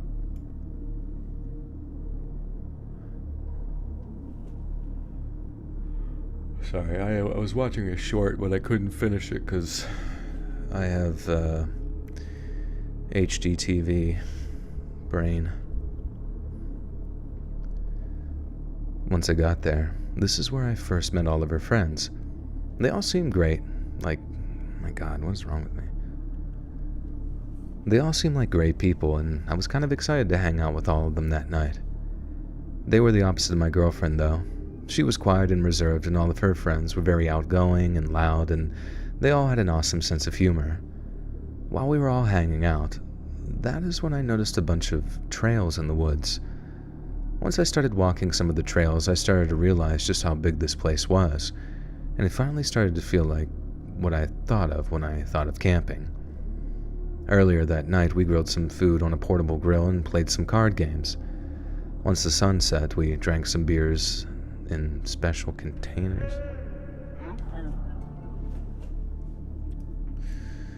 With the two toasty goofy comfy, former roommate and the roommate's father. Former roommate and the roommate's father, Jesus. Huh.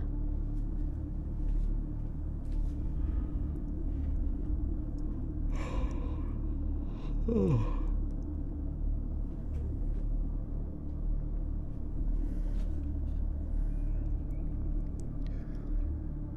Once the sun set, we drank some beers in special containers since we weren't allowed to have alcohol.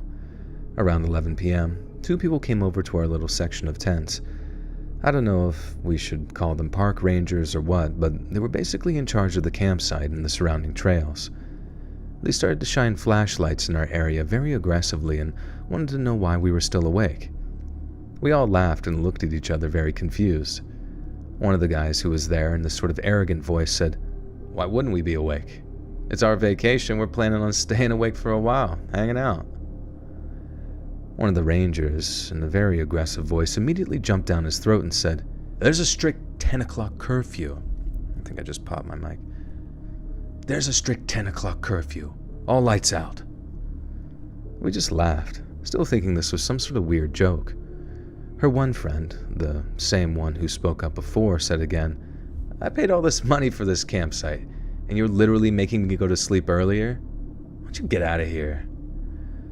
I don't know if I would have had the same response, but we all felt the same way. The woman basically yelled at us like we were children. Frustrated, we all started making our way back into our tents. One of the friends said, "It's okay, guys, let's just meet in my tent and we'll play some cards and keep quiet." Well, the ranger must have heard her because she turned around, got right back in her face and said, "Lights out means lights out. No cards, no talking. It's time for bed. I'll be making rounds again soon. If you guys are still awake, you're gone." This was weird and ridiculous. I felt like some little kid, and I couldn't believe that those people were making grown adults go to sleep like this was prison or something. When she walked away, everyone was with us. "Come on, let's go there. Come on, let's go to bed. Let's pull up the covers. Come on, let's go to bed. Oogie Boogith, welcome to the Butter Sock Cult, my friend. You now have access to bonus content. Thank you, Oogie. You just watched a Charlie Penguin Zero's video on Taco Bell and had to get a bite. Sponsored, by the way. Jolteon, I got offered a spot on Chilling. I'll be debuting next month. Pretty stoked. Nice, Booze. That's freaking awesome, dude. Yeah, how's... I haven't really gotten a chance to check out Chilling 2.0 since it's come out. Is that, like, basically just video stuff? Or is there other... I guess they do... It's all free now, right? They actually run ads on your content, right? Make an escape, come on, let's go there. Once she walked away, everyone I was with was stewing with anger. We were behaving like she wanted, mainly because we had been drinking, and if she wanted to kick us out, we would have been screwed because none of us were okay to operate a vehicle. It wasn't long until everyone basically fell asleep except for me and my girlfriend, who were just enjoying our time together. Then she suggested that... God damn it.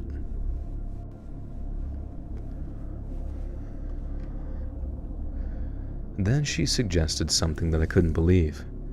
She said that we should sneak onto one of the trails so we could have some true alone time. As I said before, I was a young man in my early 20s, so this was all I needed to hear. We quietly slid out of the tent and we sneakily made our way over to one of the nearby trails. Once we were a good distance from the start of the trail, we started to really enjoy our alone time. But then the enjoyment ended instantly. We heard a man shout, "Hey!" And we both froze, trying not to bring attention to ourselves. We were sure that it was another park ranger, so we thought that it was best to just stay still. Then this deep voice spoke up again. "I know you're here. I just want to say hi." And we both each looked confused. What was that supposed to mean? I started to peek around one of the trees, even though it was clearly pitch black. Clearly pitch black. Fuck, man.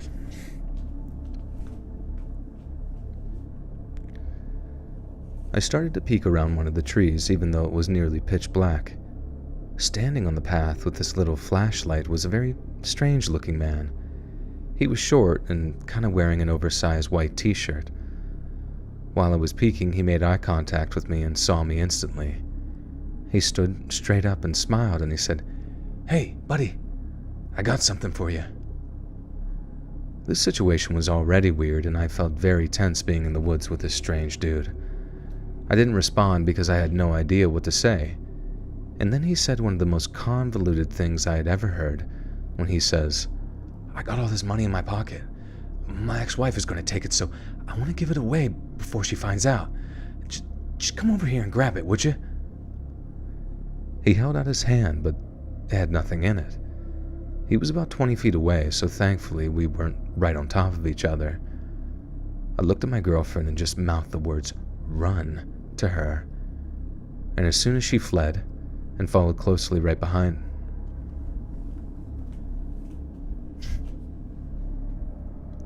"I got something in my pocket for you. Why don't you reach in there and give it a little tug?" I got something in my pocket for you. He would have taken the money.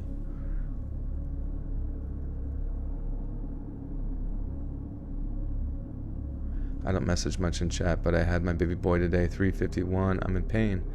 Oh, pain from delivery. Well, congratulations on having the baby. I hope you guys have got to spend a ton of time together already. And congratulations.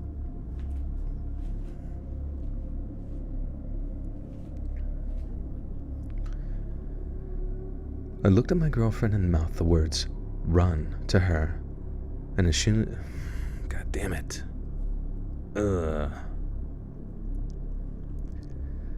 I looked at my girlfriend and mouthed the words, "Run," to her. And as soon as she fled, I followed closely right behind her. Right as I went to take off, I looked at the guy who shouted something like, "No!" and then he briefly lunged in my direction, but I was already sprinting away before he could even commit to some move. We ran as fast as we could out of the woods, and it never appeared like we were being followed, though. Once we got back to camp, we waited about an hour for the rangers to make a walkthrough, and I grabbed the lady from before and told her that some man was walking the woods. I lied and told her that I could see him from the tent, and she did believe me. They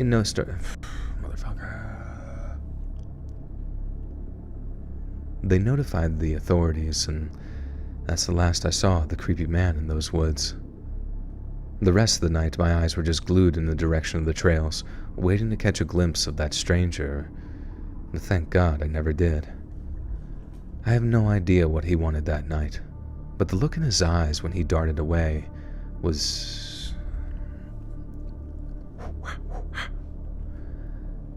I have no idea what he wanted that night, but the look in his eyes when we darted away was something I'll never forget. Every year around this time, when people start camping a lot, I'm reminded of that horrible encounter in the woods, and I'm just thankful that we were far enough away from him that we were able to get away safely.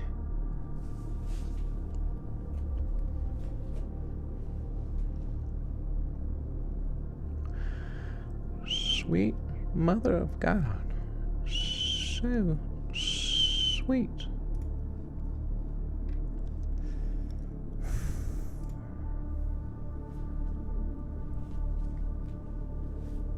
Brain needs hydration. That's could be a good point.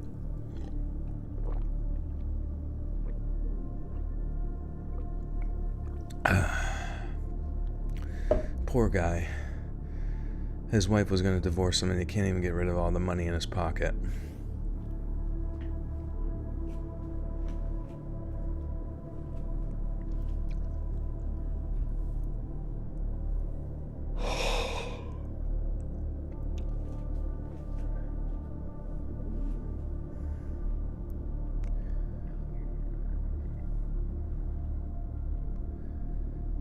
About 5 years ago, my wife and I took a trip to Colorado. I don't know how she always does it, but she found this awesome place for us to camp out at. Whenever I try to find any destination for us, I just fail miserably. It's what... Fuck.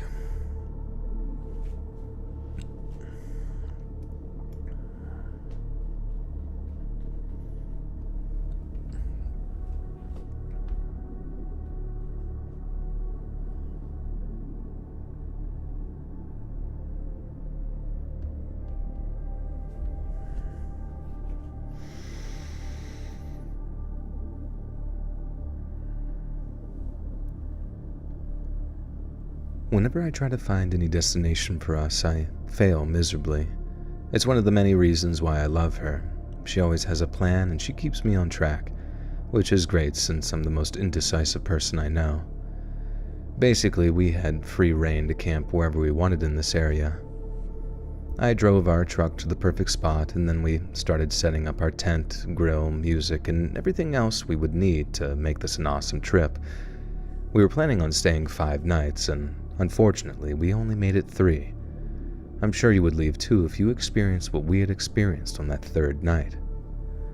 The first few days were great. Unlike a lot of camping destinations in the United States, this part of the country was different. Maybe it's just me because I grew up on the East Coast, but when I think camping, I think trees, lakes, and slasher movies from the 80s. But instead, this area was filled with mountains, sand, and an entirely different type of vegetation that I was used to on the other side of the country. I fell in love instantly with the area that we were in, and I made sure that I was living each day to the fullest. Probably the best part of this specific trip, though, was the fact that there was nobody there. In 3 days, we hadn't seen one person, and where that may seem creepy to some people, for us, this was perfect. Then the dreaded 3rd night came. The day was awesome, just like the previous days. We hiked some mountain trails, and we were a bit more exhausted than we had been. We took an easy...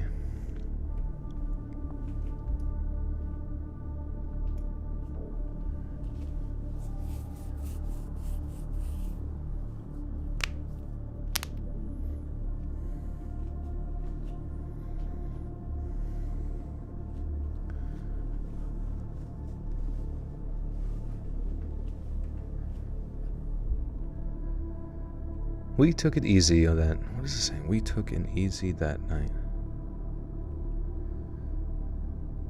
We took it easy that night and got into our tent early. I think the last time I looked at the time, it was around 9 p.m. Not long after looking at the time, I fell asleep and my wife did as well. I woke up several hours later to my wife shaking me. I was concerned and asked her what was going on. She was holding a finger up to her lips, gesturing to be quiet and pointing outside the tent. I was quiet, but I didn't know what I was listening to. She eventually sort of mouthed the words to me, "I think there might be an animal out there." I laughed because I remember thinking that it was cute that she was afraid of an animal. In hindsight, that was very stupid of me because there are a number of animals in that area that could have easily ripped us to shreds if they wanted to. I began listening some more since I didn't hear anything right away, and then I heard... God, it's such a fucking jump. Then I heard...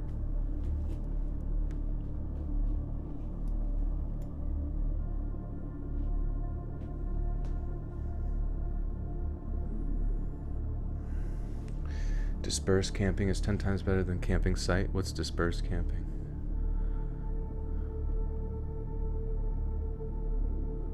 I sound like the sheriff from Mr. Pickles. I don't think I've seen that character. I do remember Mr. Pickles, kind of.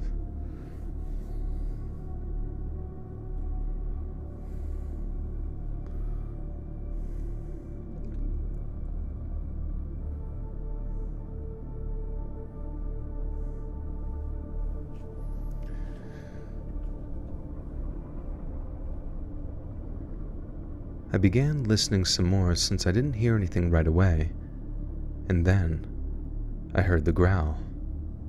It was the weirdest growl I had ever heard in my life. Not that I'm some animal expert, but this growl was strange. It didn't feel deep and guttural like the sound of a bear growling. It was more like this weak attempt at a growl. I was thinking that maybe some dying animal was out there, and then I started to hear...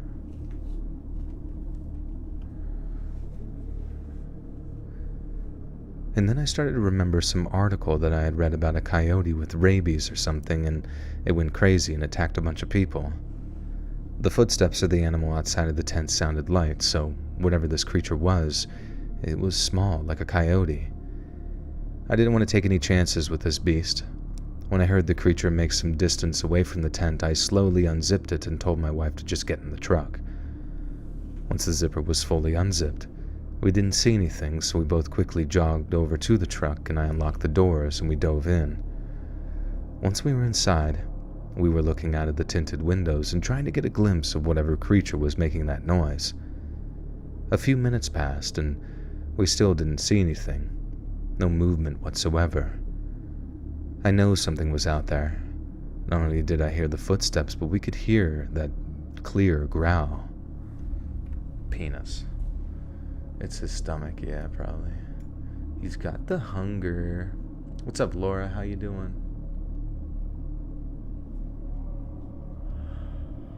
It was a skunk. Oh yeah, I guess it could be a skunk.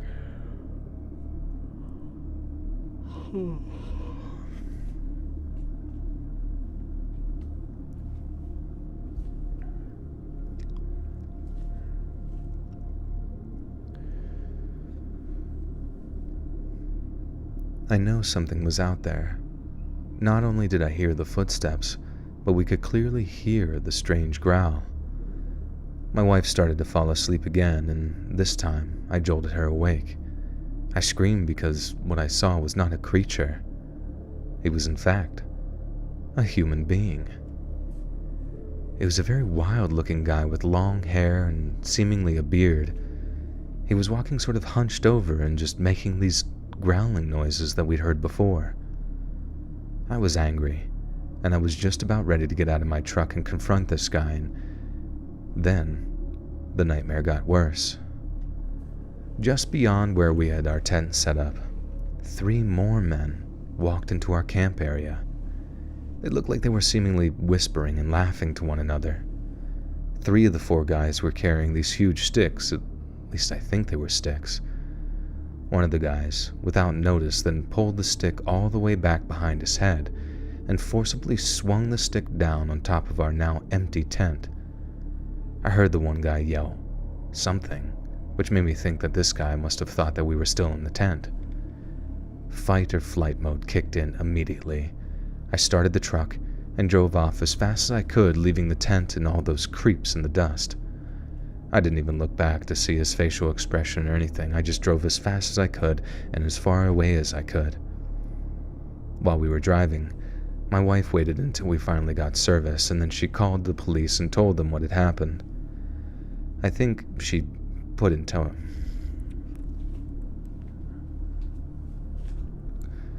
I think she was put in touch with a park ranger or someone like that because some type of law enforcement called her phone a few times. We never went back for the tent or any of our stuff, which was fine with us. The park ended up charging me some sort of fee for leaving all of my stuff there and technically canceling my reservation early by leaving after 3 days.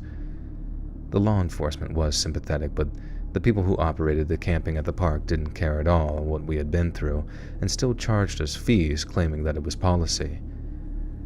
At the end of the day, it was a small price to pay for the luxury of continuing my life unharmed. And I sincerely hope that whoever those monsters were, I hope that they're caught and are incapable of causing anyone else harm.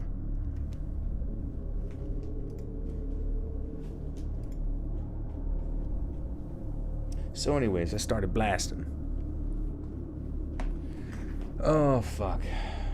You're the man. You're the man. Or woman. Oh, fuck.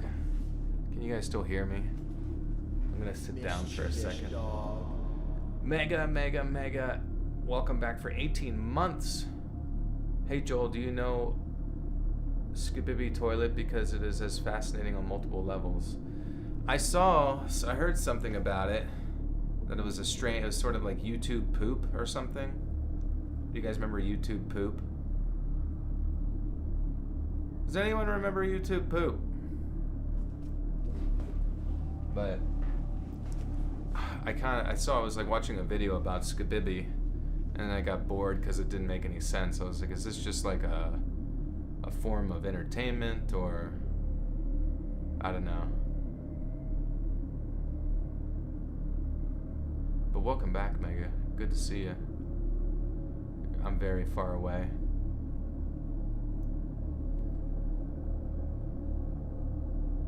You made several white YouTube poops back in the day. Let's go, dude.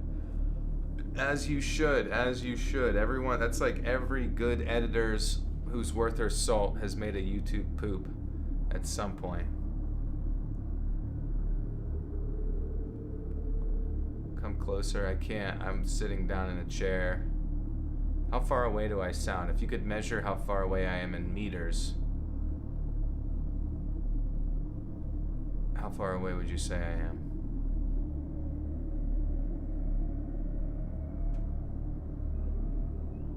What or who is a slender daddy? I guess just a dad with like a really good metabolism. I sound like a 2014 YouTube. What's up, guys? Give me the bro fists. Fist me, bros. 3 meters. False. It's less than a meter. If we were in real life near each other, I would be screaming at you. Mischievous dog. Okay, I'm back. Stephanie Shark, welcome back for 15 months. Says, hey Joel, hope you're doing well. Do you/we still work out after every live stream? I missed that. Well, I haven't been. Just because been doing 5 days a week workouts in normal life, and it's tough to kind of like, I mean, I guess I could. It's just dependent on what I could do. I mean, what would you guys have me do? Something interesting.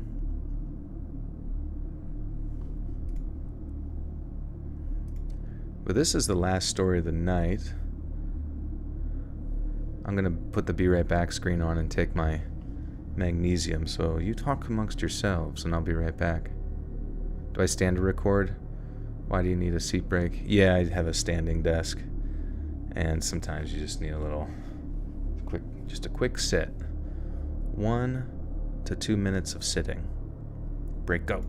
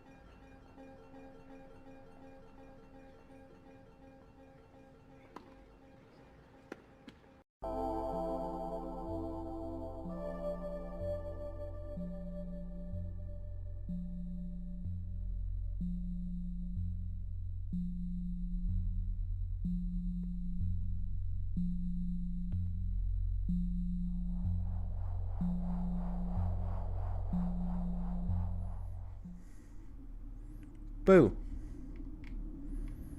Got your ass. Ha ha.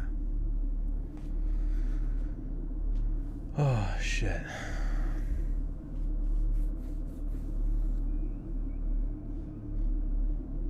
Alright.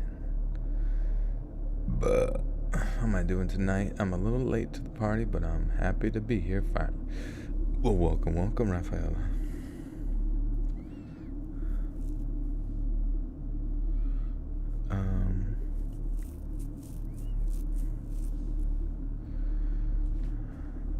Do you stand and live stream? Do people do that? I could never. Yeah, that's just when I'm at my computer, I just have a standing thing. I have like a pad that I can piss and shit on below me, so that's fine for that. But yeah, it's mainly just my feet get a little sore. Oh, there was a dono? My goodness, I'm so sorry. Oogie Boogith with the 10 says, my girlfriend Trin is super sick. We listen to you every week. If you could say, I hope you feel better, Trin, it might make her night. Keep doing your thing, Joel. We appreciate you. Thank you, Oogie. And I do hope you feel better, Trin. Hope you can get lots of sleep, because sleep is where you make the gains of healing. And maybe get one of those, if you're snotty, maybe get one of those, fuck, I got pretty hair all on my fucking mouth for some reason. What is it? What's the thing the Navage, have you seen that? The Navage? That's really helpful for me when I'm trying to like blast. You just need distilled water to put in it, and then it just like blasts saline, like you get saline packets for it, and it like blasts saline water through your sinuses to grab all the mucus and kind of give you clearance that way. Yeah, it's like the neti pot's cool, but I don't know, the Navage is like a lot more just like everything's automatically set up perfect. I remember one time I got a neti pot and it was like, boil the water. And then I boiled it and then put the saline in the water.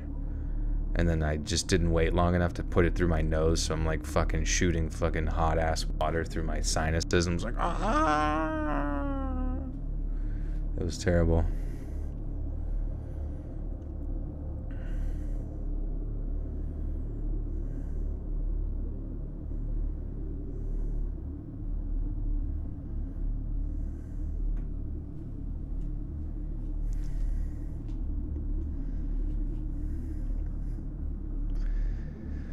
Okay, last spooky story of the evening about camping. Glamping. This one better be about glamping this time.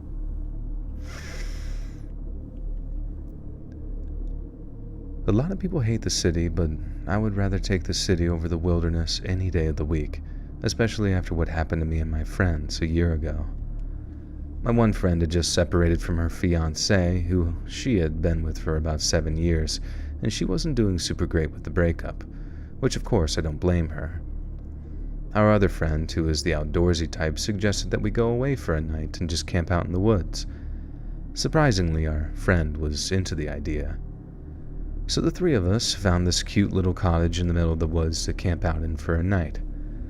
I was excited to have a night out with my girls that wasn't in the city and wasn't all about getting dolled up and all that jazz. Of course, once we got there, though, my one recently separated friend got bored, which I knew was going to happen. She started looking up local bars in the area and eventually found this dive bar in a nearby town. Now, this was my idea of camping. At least that's what I joked with my friends about. It was still a nice change of pace, though. We went to this local bar, and it was nice not to have to worry about the city scene while we were at this place. It was a handful of local bars, and it was a handful of locals at the bars, and it pretty much, oh, okay.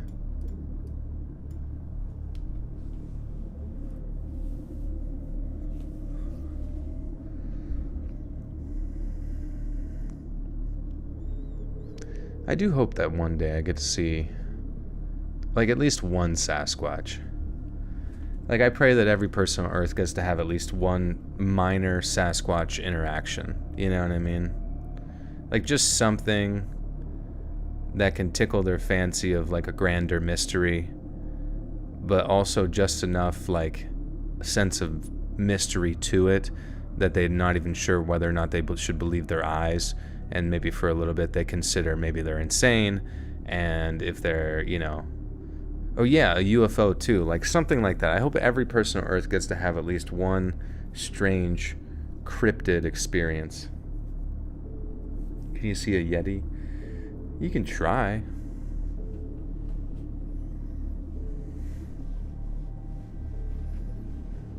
I just wonder how far in the woods you have to go. Because I remember around here, it was probably about 2008 ish. I heard about sightings of Sasquatch, like multiple sightings of Sasquatch in like Pennsylvania. And I got all sorts of fucking excited. Do I want you to have a heart attack? Do you think if you saw Sasquatch you would have a heart attack? Because that's not what he's trying to do. He's a man of peace. I've seen for sure 2 UFOs and one believes me or my buddies, so we stopped telling people. Wait, I've seen for sure 2 UFOs and no one believes me or my buddies. We stopped. Huh, what did you guys see, though?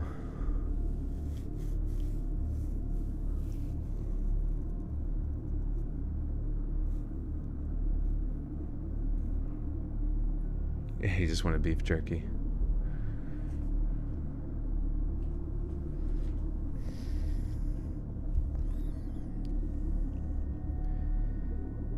It was a handful of locals at the bar, and that's pretty much it.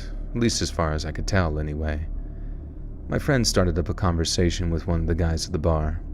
It was a middle-aged man, but he was handsome in a rugged kind of way. I don't know if it was the alcohol or if the feeling that was depressed. What? Is this English? I don't know if it... Are they drunk when they wrote this? I don't know if it was the alcohol or if the feeling that was depressed. But whatever it was, she was flirting very heavily with this man. Klaus Damon would welcome back for 13 months as Lord Joel, king of the millions and millions of the Buttersuck cult fans. Thank you, Klaus. Good to see you. Where you been? What's happening?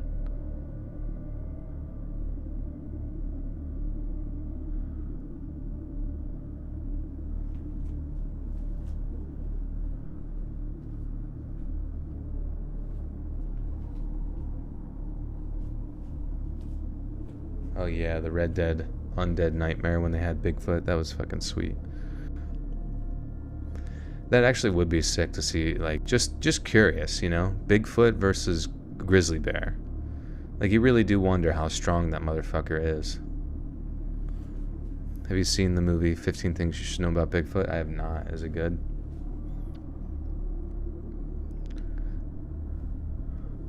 Grew up in Montana, heard plenty of Bigfoot stories. Really? Do you remember any of them? Like, did any of them feel as if though they were authentic? And Klaus, thank you for the 10, my friend. Appreciate you. What's poppin'? Did I see Terrifier 2? I have not, no. Honestly, I'm not trying to shit on Terrifier 1, but, you know, when I first saw it, it was kind of corny as shit, you know what I mean? I mean, I guess that's the whole point of it. It was supposed to be very campy. But I feel like a lot of, like, cult followings, like, build around certain movies, and I'm just surprised that was one of them, to be honest with you. Even though the bad guy was very scary in general.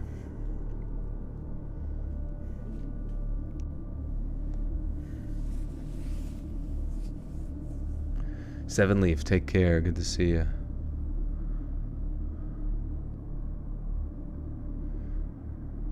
Bigfoot is disputed.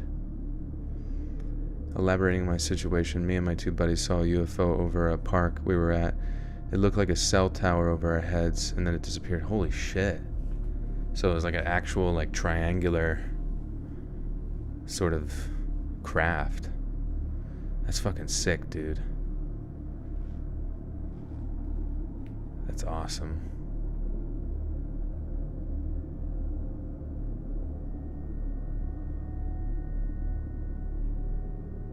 Your grandma's encounter with Martians? Really? Sorry about your absence. No worries, Klaus. I'm glad you were able to spend time with family. Multiple red lights blinking in the sky, and then it was just gone. Interesting. That's crazy. I saw that there was like this, I just saw it pop up on my suggested videos, but it was like some ex-military guy, like a whistleblower, talking about how he came across a UFO, but they said the UFO was being used for human trafficking. And I was thinking to myself, like, huh, man, these human traffickers really getting creative, inventing like fucking future aviation machines to transport whoever the fuck they're trying to transport. Like, I feel like if you were getting human trafficked and you get to take a ride in the UFO, is it worth it? I don't know. Sounds kind of fucking cool. But at least you know you're like high priority. You're like a high priority person in that situation. When you get to go up in the fucking Area 51 dish.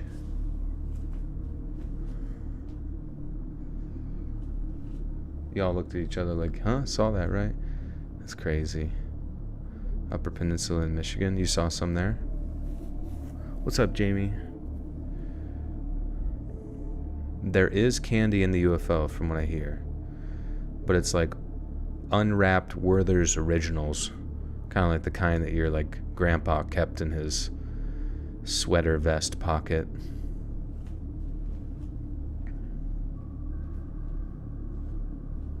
It's so easy to trick people into thinking they saw a UFO. Like I can sometimes you look up in the sky and you see like a white, you just see like a star moving, you know what I mean? And you're like, what the fuck was that? But then you realize it's probably like a satellite. And because someone told you it was a satellite, there's really nothing else you can tell anybody about it not being a satellite.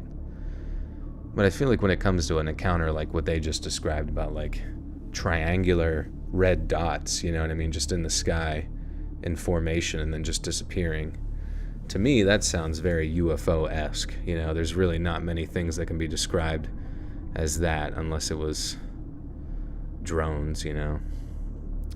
Did you ever own a Sega Dreamcast? I did, yeah. But I never had a memory card for it, so I was one of those people, like, if the game required a save in it, it needed to be, like, within... Well, I guess you couldn't even do it because it was disc games. But I basically would have to, like, restart the games every fucking time. It was so annoying.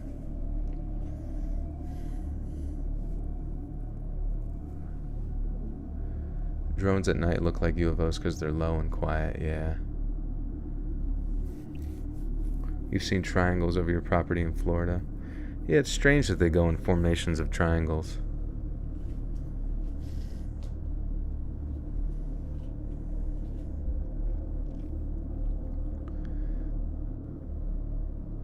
If I were to do an hour of the Be Right Back poop screen,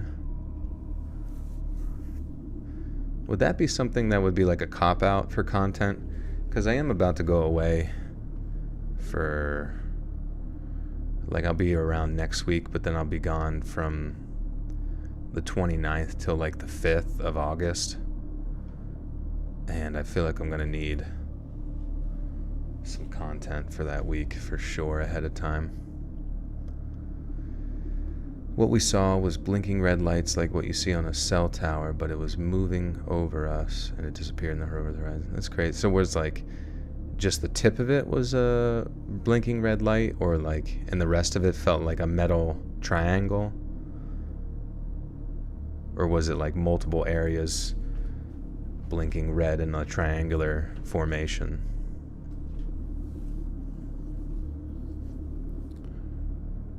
Ever heard about the streamer who faked a live stream by pre-recording it and then played it live when he went and murdered his girlfriend? I think I did hear about that. Yeah, I don't know the specifics, but what a ploy.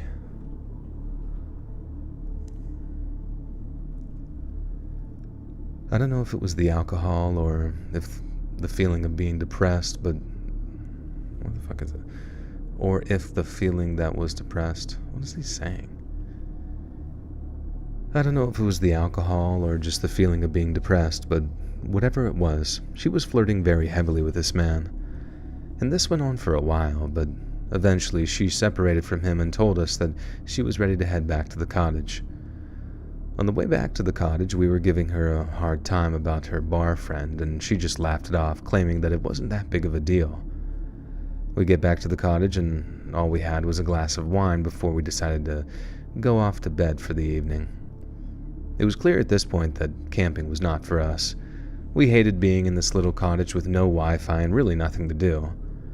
I know our one friend meant well by setting this whole thing up, but it wasn't a good time. We all decided to sleep in the living room together. Ligging room together. Oh my god.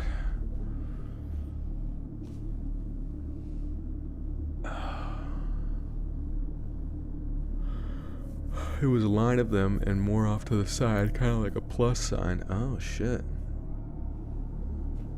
And were you in a populated, dense area, or was it out in the middle of like a rural location? Because the question of whether or not it was drones is an honest contemplation there, if it was in a more populated location.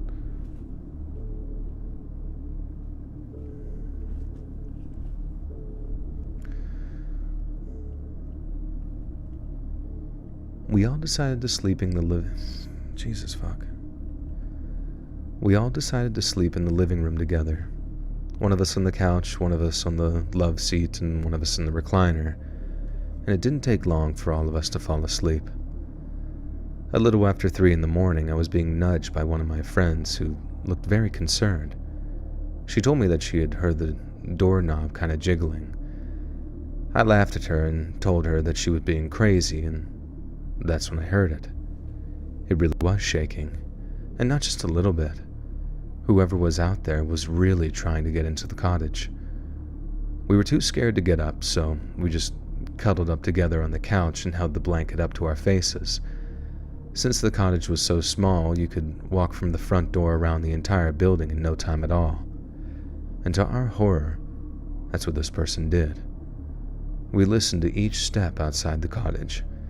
They were clearly sneaking, but we could hear each little twig snap after each step.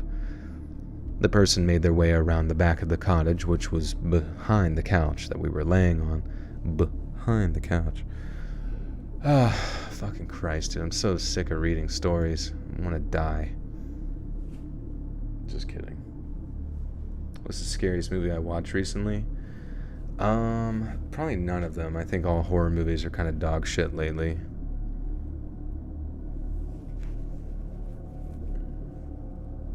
You had to watch Terrifier 2 for work? How come?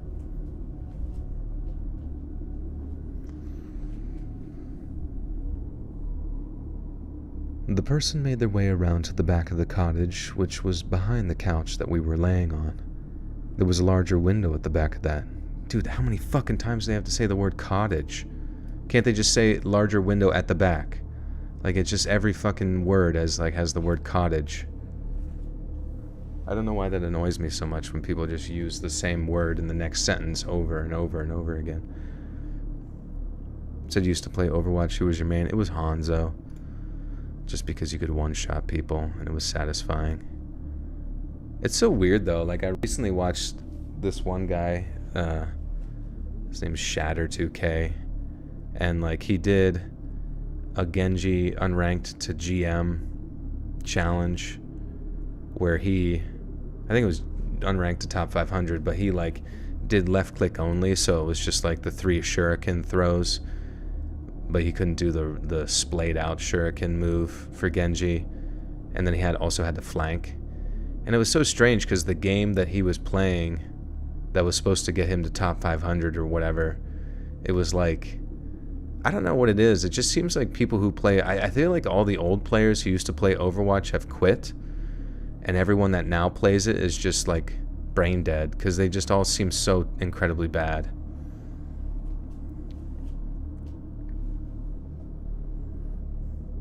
A 5X cottage.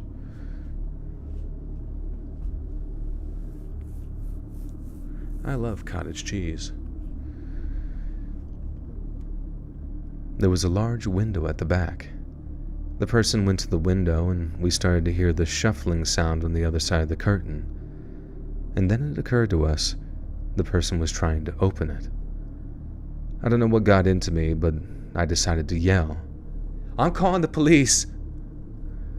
The noise stopped for a moment, and then a whisper could be heard from the other side of the window. It seemed to be a man's voice, and he was whispering the name of my friend, the same friend who was flirting with that one man at the bar. My mind thought about that guy right away, and I refused to believe that he followed us here, but there was no... I'm so ready for this fucking... I'm just ready to be done. Fuck.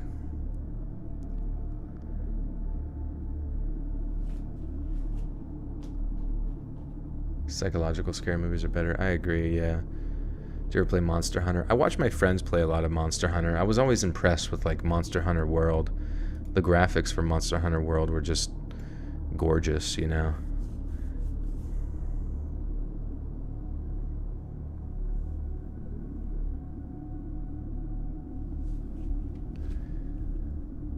My mind thought about the guy right away, and I refused to believe that he followed us here, but there was no other way that he'd know we were at this house. I whipped open the curtain, and like a deer in the headlights, the man just stood there. It was the fact that... It was, in fact.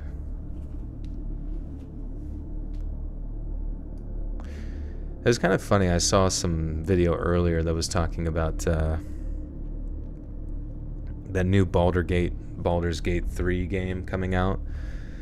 That it was so advanced for its like scope, or like it had such a large scope for it in regards to like an RPG coming out, that a lot of like strangely enough, a lot of like AAA game developers were kind of like low-key throwing shade on it, saying that it was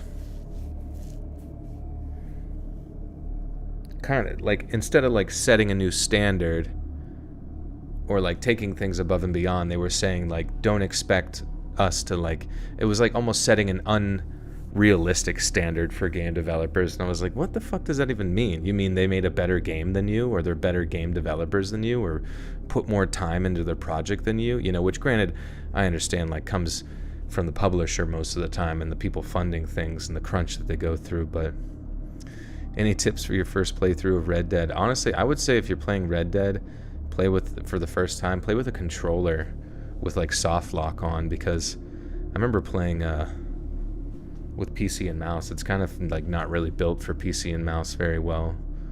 It's a little bit hard to control. Baldur's Gate Cottage Edition.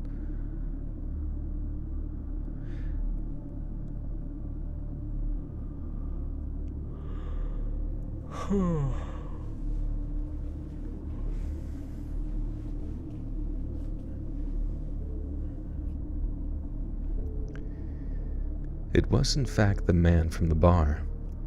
He put his hands up in this sort of defensive position like he was the one who was in trouble, and then he just ran. He didn't get into a car, at least none that I saw.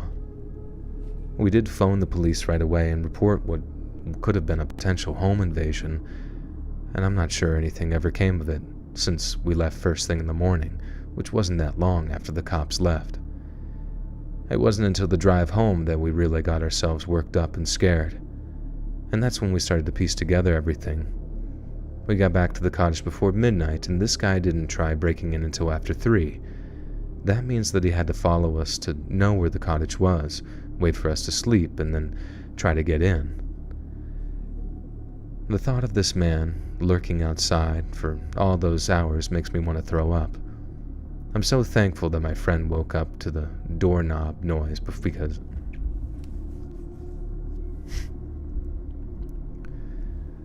I'm so thankful that my friend woke up to the doorknob noise, because if she didn't, I don't know what would have happened. We found out after the fact that the window was unlocked, and it would have only been a matter of time before he would have broke in.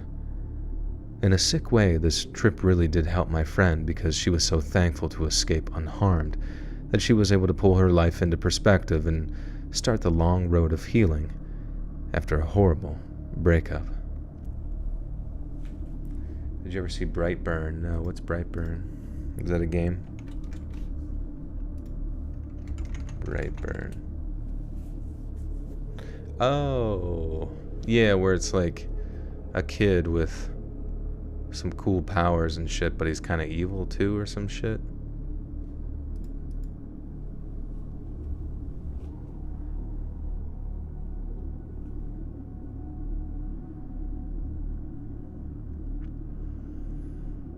Alright, let's read the outro script. And what time is it? 1:20? Yeah, we can watch a few, maybe watch an episode of Spooky Story, Spooky Man. What's that channel called? Nukes Top 50s. Top 50 nukes dropped on Japan. Evil Superboy. That's cool.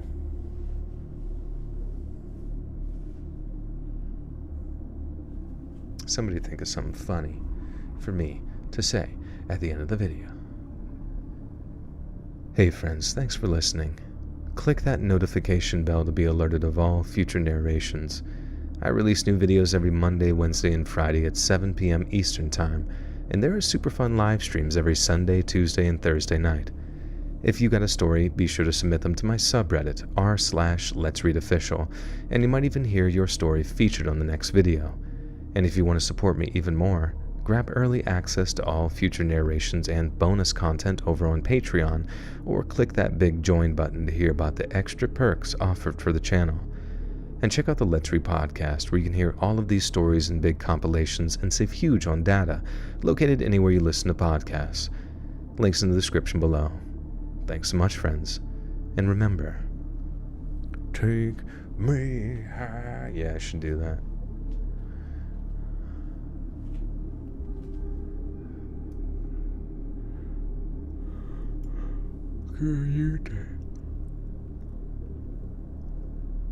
Thanks so much, friends.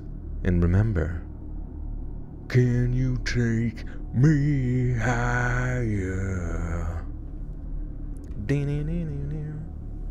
To a place road and streets.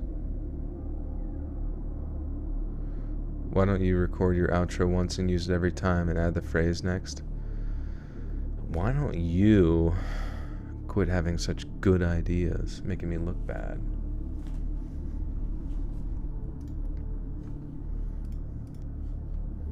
Alright. What do you guys say? Do you want to watch some spooky bullshit?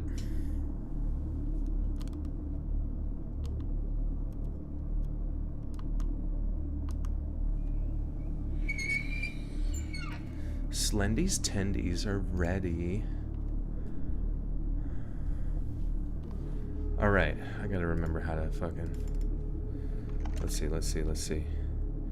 Okay.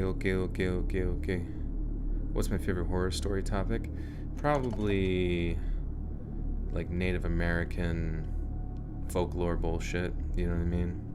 Like Wendigos and skinwalkers.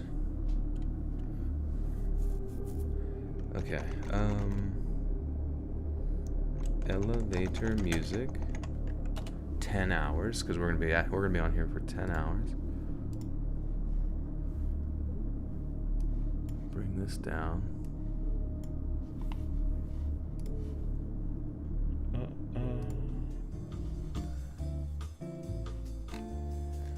Testing.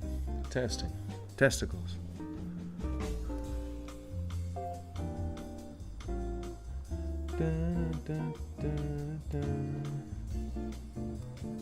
I need 3 screens. I need 50 monitors. Like the Matrix. Sit on my face. Okay.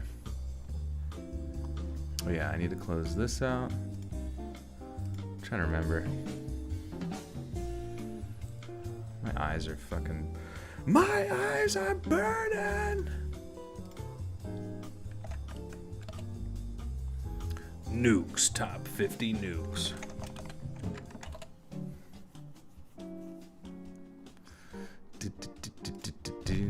Oh shit. Here we go again.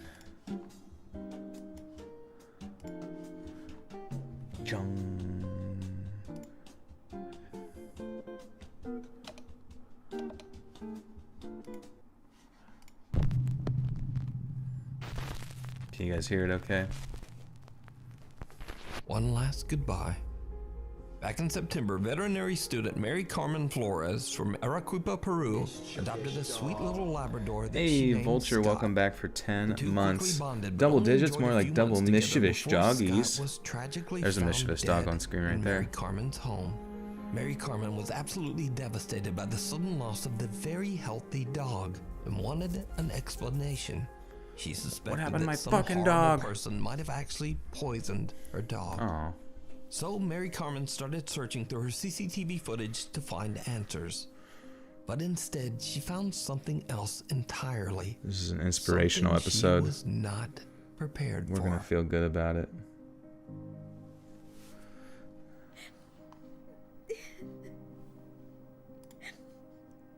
It's a fucking ghost! Ah! Ah!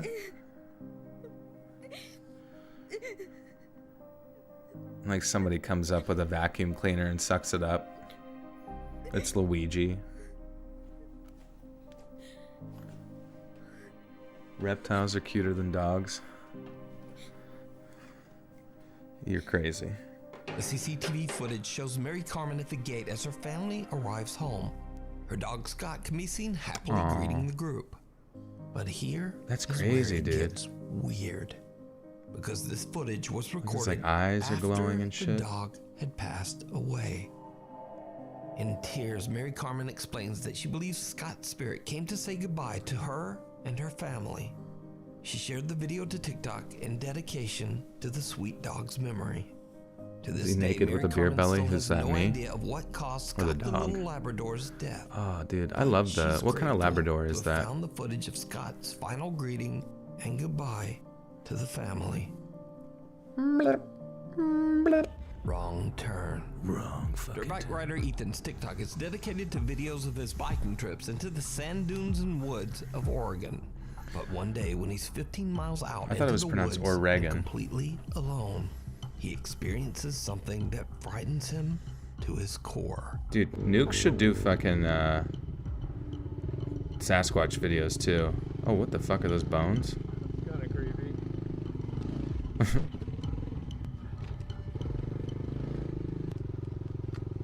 Go this way. Dude, yesterday or this past weekend we were Where trying to most go out into people the would woods turn and there was around. a fucking huge You tree turn down in the around, middle of you the never road. get to see what's on the other side. But there was no That's way we where all were the able to gold is move this waiting tree. over there. There was no gold on the other side. We knew Could that be for a missing fact. out what's on the other side. Wait, what did we... Wait, what just happened? Oh, what the fuck? Hello? Oh my god. That sounds more like a cat. Oh! Oh, get the fuck out of there, bro! Get the fuck out of there! Jesus Christ, dude.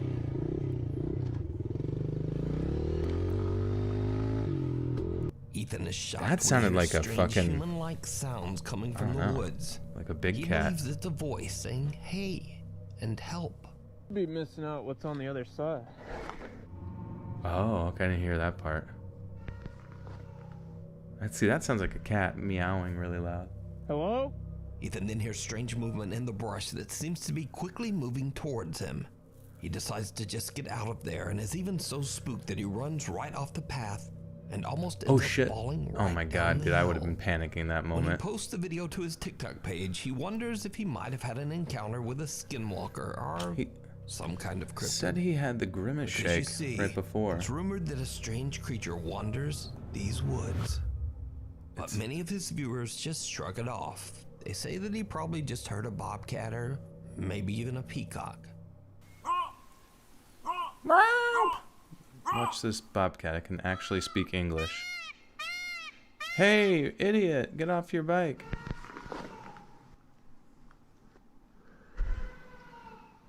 Now, whether it was Sounds just very a bobcat animal-like. or a peacock or not, Can I impersonate many of other Ethan's narrators viewers you might know? want to Sure, we see can try. more. They ask Ethan over and over to return to that same spot in the woods. to You know what see I noticed? That there's happens. no like So popular finally, Ethan TikTokers decides anymore. to return, but he makes feel like the very D'Amelio bad girl, like, decision to return doesn't late in exist the anymore. day I haven't heard as the about her in sun forever. is starting to set. As you might guess, Or like there's no it like did not popular go TikTokers. Mainly, Something not like happens on that the no one can explain. site very often, but. God, bones are still here. Oh, he I went don't like back? this at all. What the fuck Oh, did he go God, back there's for, even bro? more bones than last time. Well, if there was bones, maybe it was a It's been predator. a few months since I filmed the last video, because honestly, I've just been too scared to come up here. Definitely a lot more overgrown than last time. I'm hoping that since it's been What's such TikTok? a long time that I think it's like Chinese spyware or will something. happen this time. I think that It's a tree place is where I can actually post my gone. This asshole road's been cleared. and Looks like dance we've already passed freely. it a while ago, but that tree is gone. Oh shit! Wait, the tree's just casually gone, so someone came back out. Oh! Oh, big rock! I'm probably gonna turn around soon. What the fuck? He's just going out by himself. Oh, there's two ways. Holy crap, dude! This trail goes on forever. Wait, did they added that, right? It just got really quiet. Really Oh, that's fast. right. Yeah, they. What was it? What the fuck was it? Wait, did he just see eyes? Go, dude! Get the fuck out of that! Wait, oh my god. Oh, his fucking bike. Oh my god. Does he have a light on his fucking bike? No, no. He's just saying no. That would be the That fuck. was my fucking cue to go. That was my cue to Hey, Mike Arrington, welcome back for 4 months. My advice to everyone tonight is this. If you come to a fork in the road, take it. Next. All of a sudden, it gets really quiet as even the crickets seem to stop chirping. Suddenly, an ominous-looking figure walks right out of what the fuck was darkness that? of the tree line. What the fuck was that? Terrified, Ethan gets out of there. Dude, I saw that. As he can. So what You do see you the think fork. is going on Oh, here? okay, yeah, that's Did fucking. Ethan find Dude, the that's a creature that fucking he heard straight up months skinwalker, earlier? dude. Could this be what many believe to be a skinwalker? Yeah, dude, that's fucking Or hardcore is it skinwalkage all just an action right elaborate there. Hoax? You decide. If you see a fork in the road, The devil eat the cake. down in the hole. Heather Simmons, welcome Andrew to the Smith Buttersock regularly Cult. sets out to explore You now have secluded access tunnels to and bonus caves in the content, my beautiful friend. Thank you, thank landscape you. of Arizona. On one of his trips, he finds an abandoned mining cave and decides Dude, these to are some take fucking a look good ass inside. shit so What far. happens next is downright chilling. Also, be sure to subscribe to Nukes.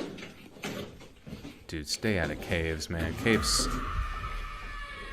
What the fuck, dude? And that's something running! Screaming fucking running! Dude, these are hardcore tonight. Holy shit, man. That guy didn't even yell. He was. I would be paralyzed too. I'd just be like, I don't know. I don't know.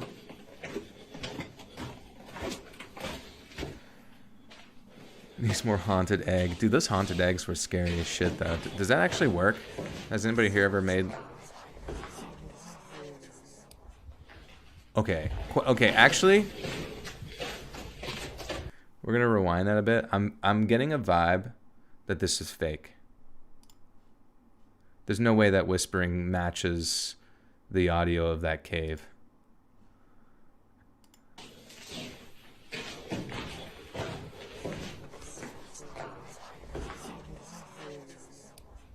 No, that was like specifically overlaid. Jordan Parker, welcome to the Buttersuck Cult, my friend. You now have access to bonus content. Thank you, thank you. Off we go deeper inside.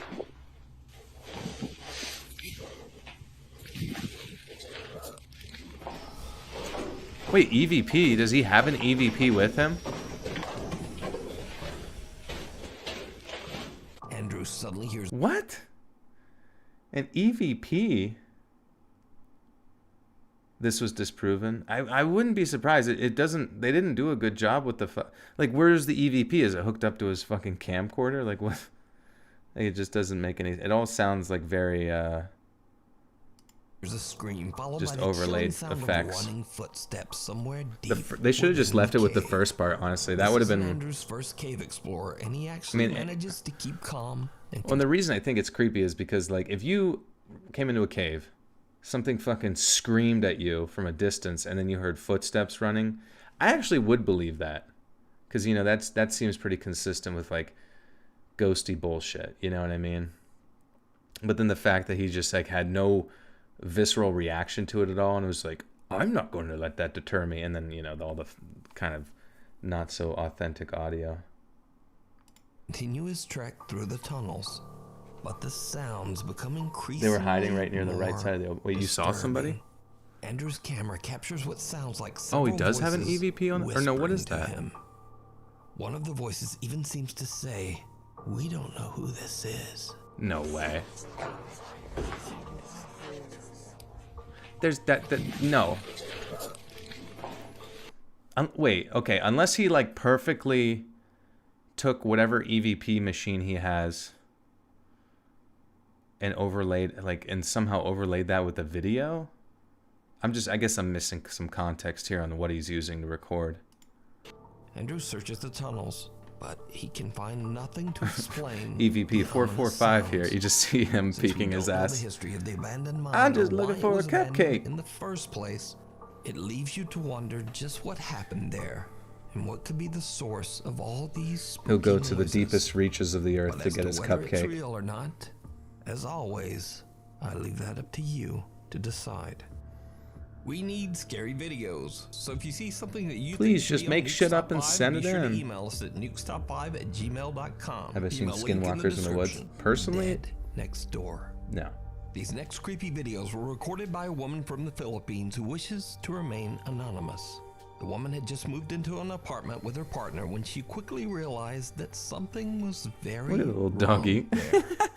First, her dog begins to continuously bark at their door even though there's nobody there. And whenever she's alone, someone knocks on the door as if trying to enter.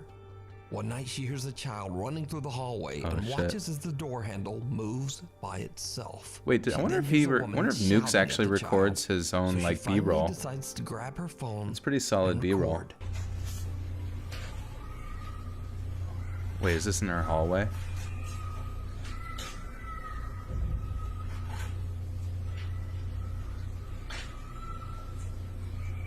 Foreign.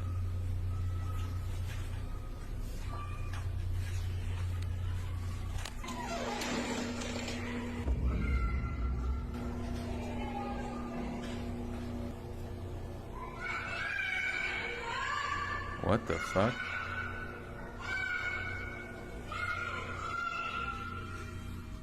Every time she looks Ding through her dong. peephole, she finds no one there that would explain what she's hearing. Now it should be The weird noted that there were creatures two known as apartments on children the floor, but playing. the other apartment was mysteriously and completely vacant. No one else lived on this floor, so there should be no one in the hall, no child, no woman making these sounds. I'm honestly just curious So to hear what your Lieutenant shows scariest her experience footage to is. her husband, and they alert the building security guard. But he too finds nothing and no one to explain. I still like vaguely have this memory that I don't know if it's real or not, but I felt like I was like 4, maybe 3 or 4, and just in the middle of the night, like my door busting open, and like something jumping on top of me and just like growling and like shaking the shit out of me, like rah, rah, rah, rah, rah, and like me pulling the covers over my head.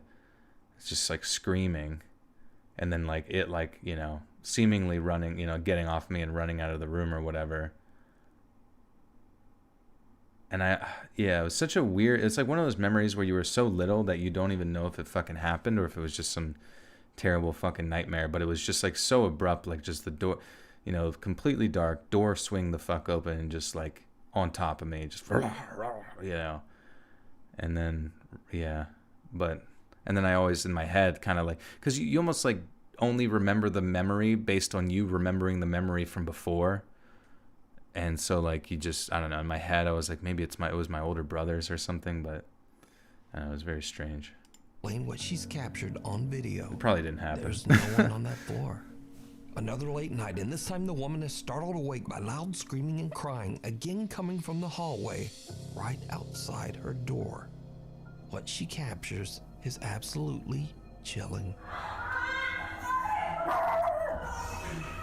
The dog barking. Okay, you gotta see some shit running here. Well, that does sound kind of fucked. What the hell? A child can be heard screaming, and What a the woman can be fuck? heard sobbing. Loud banging echoes through the hallway. Horrified, Scariest the woman videos with contacts haunting security backstories by Top 10. immediately. Dude, I When should the start. guard watches the Dude, I footage, should start doing he that goes shit. Pale. He breaks down. But I and feel tells like, her would you that guys on the be same interested in day, videos 12 like years that, where ago, I like a woman discuss and her 7-year-old daughter brutally creepy lost their lives videos? in the other apartment on that same floor. It was suspected that the father had ended I don't their even know lives, how I but would he was edit that never shit, to be caught. honest. And that is why the other apartment had been left empty for years. Do you guys close your Terrified by the eyes? incident and what she had captured on Sometimes. video, the woman decided When I to sleep. share her story on the internet. So, could the spirits of the woman and her little girl be trapped, condemned to experience their tragic end over and over? This is Fry's never neighbor. able to move on? Let me know what you think. See, that is very creepy. Just that perspective. And then the screaming audio. But I guess it could still be faked.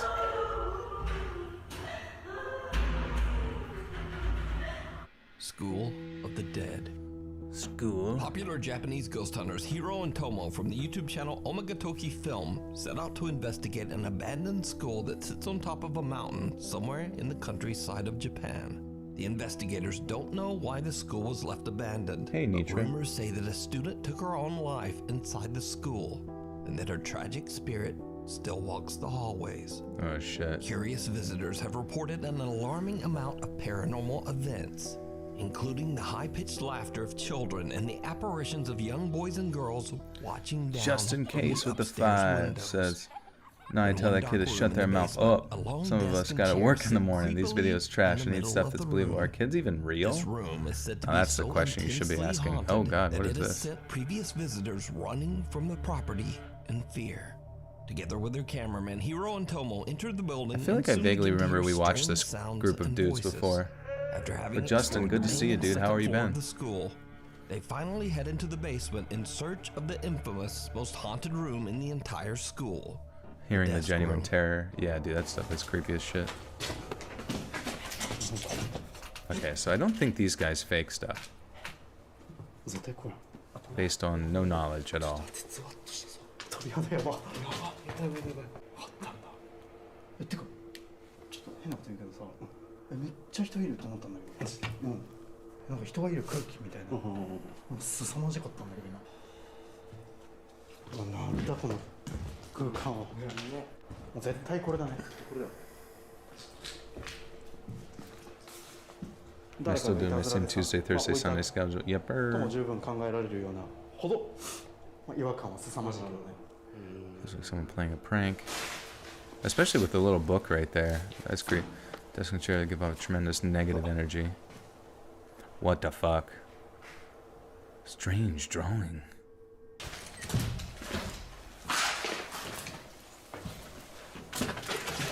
It's not fake. I can vouch for these guys. いや How? 本当にね、ここに入った直後の Trust me.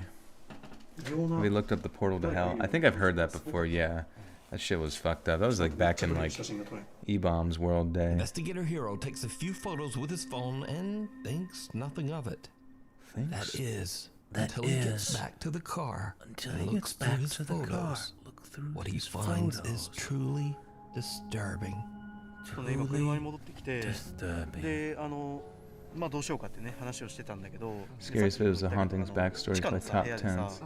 写真を数枚撮ってたじゃないですか。 We'll do that 結構ブレた next 写真 time とか here because we're still 何枚 got a か little ways to go through this 何枚 one. も何枚も撮ってたんだけど、 And I probably have to pass out at the end of this. ちょっとね、 Chotone. Kuroko. これ最後に撮った写真なんだけどさ、机と椅子あったじゃん。あそこにさ、誰か座ってるように見えるんだけど、 Someone is sitting in the chair. ちょっと明るさを変える。 Choto. ほら、え、 Wait, did he? 見えるでしょ。 Wait. これ。 Whoa, oh my god. Oh my god. Wait, over on the left side, right? 見えるよね。 Christine Johnson. Thank you for the 10. Says, hey, long time watcher, first time sending a super chat. Just want to say, love you, Joel. I don't know what's up, but I'm here and I like it. Thank you, Christine. Yeah, usually I record stories and then afterwards we watch some spooky tapes. But thank you, Christine, for your first ever super chat. It's EDP45. He's back again. まあもう一回 He's every ghost everywhere. He's まあ椅子 haunting に all 座 of って us. もないし。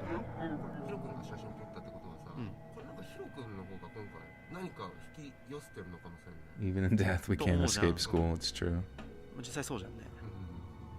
A dark shadow can be seen sitting at the Man, desk, that is even creepy. though there was no one there at the But I time. guess I could see Hiro them like decides that he faking this must shit. figure out just what he captured in his bizarre picture. Because I mean, like, it was like a So, dark room. They he kind of decides just to imply return to the school to investigate pointing towards in there. all alone.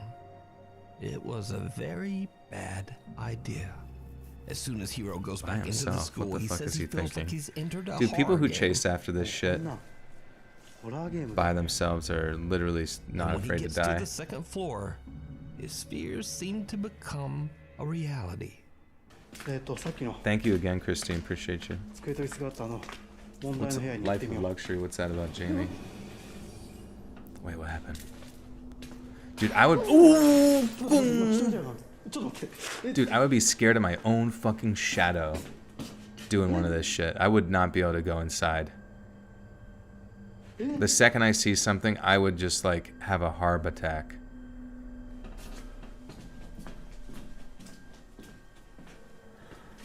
Yeah, more afraid of squatters than ghosts. Exactly. That would be the most scary part. Oh, what the fuck? He jump out the window? いや無理でしょ。 That would be a big jump. やっば。 I really do wonder what scientifically what the most authentic appears to be standing inside ghost one of the footage ever rooms. is. But whoever or whatever it is disappears Should I before watch the SpongeBob on investigator stream? can even blink. Can we do that? Hiro runs over and searches the area, but there's no one there. There's also no no one exit that there. the person could have taken from that room. Could have Now taken. shaken up by the ordeal, that Hiro room. takes a deep breath and decides to get his investigation Look done it up. as I quickly can't look as it up. I'm possible watching so that he spooky can tapes. leave the spooky school. He heads straight downstairs and back into the creepy basement. Remember last room time we watched from their something that last was like visit. a, And this is when things take I don't know. an even creepier turn. I got copyright shut it down. Unless it's like a really if it's a really popular one, we can't watch it. Wait, what's happening?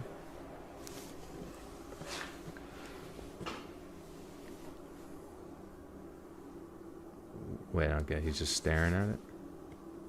The feeling grows and I forget that I'm recording. That sounds poetic.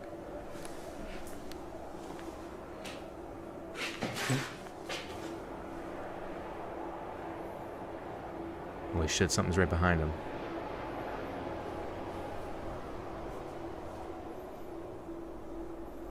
It's a giant looming shadow, a strong feeling that something is pressing on me. 何今の音。 Wonder how you even differentiate what the fuck that is. Oh, dude, if the picture changes. No, wait, what happened? What happened?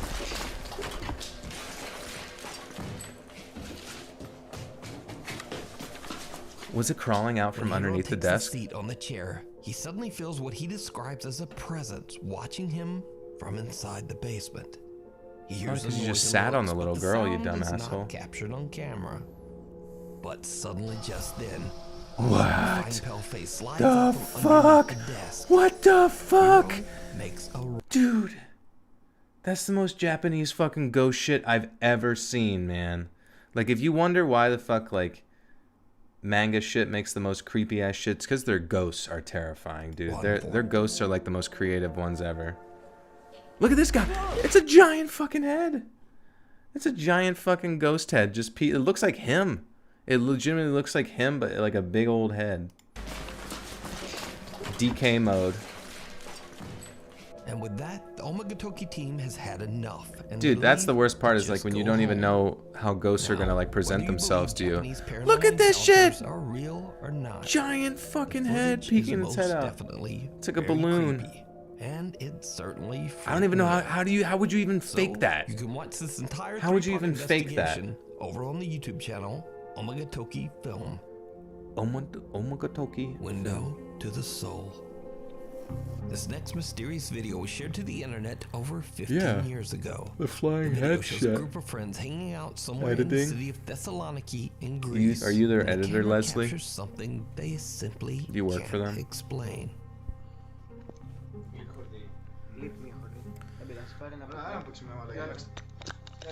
Have we seen this one? Nikki.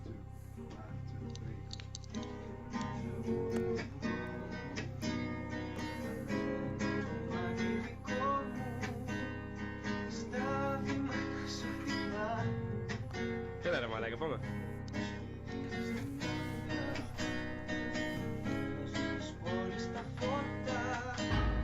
Holy shit. There it was. Do you watch all Nuke's top 5 videos? Not, it was kind of sporadic. We go between different channels, I guess. Did you see it? I did. At first, everything seems completely normal, but then a bizarre figure of a man appears Like, in what the the window. fuck? Now, Slender the easy Moon. explanation would be that it's just the reflection of a poster that's hanging on a wall opposite the window. But when the cameraman later pans back to the window, It's so interesting though, like man ghosts has disappeared. just seem to have perfect The cameraman cinematic timing. posted the video to YouTube, but has never posted I think Robert the anything Doll is since. actually haunted. I'm not familiar So with Robert it the seems Doll. that the video and its creepy capture will remain How does no one a notice? mystery. Yeah, sometimes I think they just like if it actually The is abandoned authentic, it's like graveyard. the ghost only presents Paranormal itself to investigator like Ian the from YouTube camera channel itself, Midwest you know. Ghost Hunter is back on another investigation. This time at the allegedly haunted Vicksburg this guy's about to Cemetery get in spooked. Renville County, Minnesota. The old graveyard is abandoned, overgrown, and hidden away deep Why would in they the be recording in the Minnesota first woods. place? I guess they're just recording In the their friends 1870s, playing The cemetery was part of the guitar. thriving town of Vicksburg. Maybe they're like a But band the or village something. is now nothing more than a ghost town. Perhaps quite literally. You see, visitors video to the is said to be cemetery have faked by reported the news seeing here and in hearing Greece. supernatural activity. Man, the news Locals never warn tourists to stay away never from believe the in any of my graveyard ghost stories. at night. Midwest Ghost Hunter, aka Ian, soon AKA finds out why. Ian, Alright. AKA Todd, Entering the cemetery. AKA Joshua, AKA Alright, Sweet I'm coming over to Pea, visit. I hope you don't mind. AKA Googly Butt, AKA Jiggles for life, This whole AKA grave is in shambles. Cream I'm sorry Dad. that your tombstone has been destroyed. What The only happened? reason why NASA would have stopped exploring the ocean and go to Is the it space vandalized? was NASA? Whoa. Wait, what just happened? Okay, I just heard you. Ian finds a headstone that seems to have been smashed to pieces. Shit. And when he asks whether the headstone has been vandalized, a quiet little voice seems to whisper, "Yeah." Yeah, pretty much. The investigator is shocked by If I can find the audio, there was audio that I helped clean up that a friend of mine was in their attic. And in the attic is just like it's like a big attic. And it was an old house from around here. And like it had one student, or one classroom style chair in it, the one where the desk is connected to it. Or not even connected, but it was just like a chair and desk combo. And then it was like somebody, they were like asking it questions, like who she was or whatever. And then there was like a whisper that they thought they heard. And then I like enhanced it with like, Sony Vegas or some shit. And it was just like, it's just me. It was literally a little girl's voice saying, it's just me. And that was years ago, but I wonder if I even still have the audio. what he just heard. He believes that the spirit he is talking to might be associated with the smashed headstone. So he tries again. If you're still here, could you tell me your name?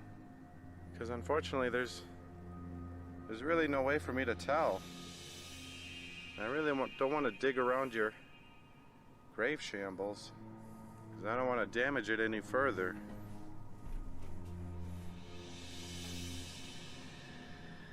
You don't have to be shy, ma'am. As I said, I'm just here to visit. I'm here with nothing but respect. I'm getting eaten up by mosquitoes right now. EDP. That's okay. 445. It's worth it. If I could just hear your voice one more time. Whoa. See, that sounded pretty fucking Thank you. on point. Oh my gosh. She said I'm over I here? heard that. Or what did she say? I heard you once again. I Whoa, heard you just once again. drained my battery too. Oh, the Dang, battery dude. gets drained? Ian asks to hear the spirit's voice one more That's time. kinda wild. And this time a soft voice seems to answer, "It's lonely here." Oh no. Oh, that's so sad, dude. Ian God, decides dude, to that's explore so more of the fucking cemetery, sad. And when he reaches another gravestone, something happens that he just can't explain. God. That's why I'm so Oh, terrified whoa, if I whoa. die and become a ghost, like, What the hell was that? that would be so fucking sad. Suddenly, the fence begins rattling by Suddenly, the itself fence just without starts reason. rattling without reason. Oh, Sorry. whoa, whoa. Oh, Oh, whoa, shit. whoa. That sounded like the fence. Was he got like multiple cameras set up? Did you just rattle this fence? Yeah, you dumb idiot, it was me. What's your name? Here, I could try to read your grave. Chickamunga. What does that say? Nanny? Is your name Nanny? My name is Butthead. Whoa. Dude, again. Okay. Holy shit. I take that as a yes. Thank you. Klaus with the Is two there says, ever anybody heard of else that's Operation buried here? Fishbowl? I have not. What's that about? Whoa. I just heard your voice. Wait, did we? Could you say it once more? On your Sony Walkman? Dude, oh my god, I just heard you again. Did you say Lanier? I just received an intelligent response. From a What sounds like a little ghost girl. girl, and now realize that there actually may be two spirits haunting this gravesite. Nanny Bickle, who passed away at the age of 5. Oh, I said, dude, and Ida I said Bickle, who Pickle. Passed away at age Did you hear me 7. earlier? I said Pickle. And their last name is Bickle. So that's kind of, I mean, it's not important at all, but After the fence surrounding two gravestones rattles on its own and the voice of a little girl seems to respond, Passed away at age 7. Ida. Whoa, and she said Ida. Wow, dude. after the fence surrounding two gravestones rattles on its own and the voice of a little girl seems to respond, Ian decides Why are to the take ghosts some whispering? pictures. What happens next? Well, he has is like a recording absolutely device or whatever. Unnerving. Pose for the photo.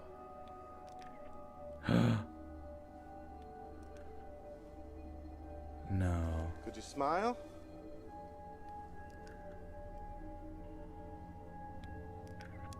He's just taking creepy pictures. Alright, I'm gonna count to 3, okay? And I want you to pose for this photo. 1, 2, 3.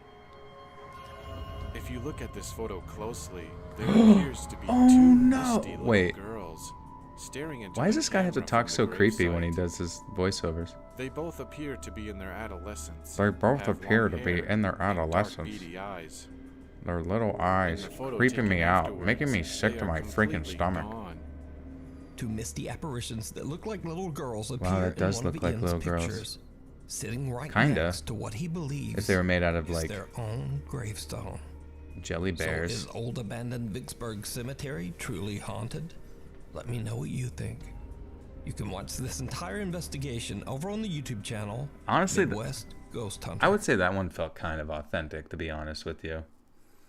There was something about, because there's like consistencies with like ghost stories and ghost videos that like that one with the cave probably could have got away with being authentic with the scream and the run if the guy would have reacted and just got out of there. But all the other added stuff, it just seemed kind of strange. This one's a reach? so much. I don't know. This one seemed kind of, because like I've seen ghosts where they like, not seen the ghost, but like the fact, kind of like the one I told you about, the person up in the attic, like when they say stuff like, it's just me. Like it's always like a whisper. It's always like a whisper, or it's like a really angry demon man thing. Like, I'm fucking mad about everything. I'll kill you. Much for watching. If you haven't already subscribed, do it now, and then also turn on all notifications so you never miss a video. Guys, You go can also subscribe to follow me Nukes. on the socials and just say hi there, Nuke. Anyway, hopefully I will see you next video. Bong. Well, a little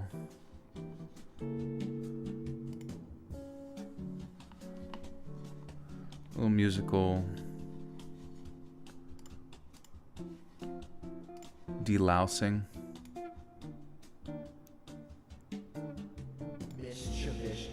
Mischievous frog. Hey, Jensen, you little stinker with the 37 months. Welcome back. Says, this makes my pussy wet. You need to whenever you become a ghost, you need to whisper that in someone's ear. My pussy is wet. But I mean, it's just, I don't know, the idea of becoming a ghost and then just like, just sitting in a lonely grave forever. It's just so sad. I'm up for more spooky videos. To be honest with you, I should probably get to sleepies. You smell burnt toast. Don't worry, it's just COVID finally catching up. My gussy. My ghost ussy. But guys, thank you so much for hanging out, having a good time with me. This was funsies. I'm sorry, Jensen, you're just arriving. But I will be back. There's a new, if you didn't know, every Tuesday on podcast platforms like Apple Podcasts, Spotify, all that good stuff, there's new podcasts out on that, remastered audio from stuff from the channel, making it sound nice and pretty for you.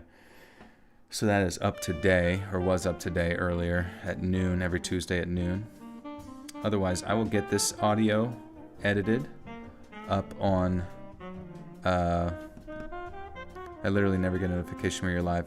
Yeah, I don't know. YouTube's notification system for live streams like really needs to step it up, because I'm fairly certain that they use the same sort of like priority for notifying people about live streams as they do for normal videos. And it's just like really inefficient, because like live streams, the whole point of it is catching it live.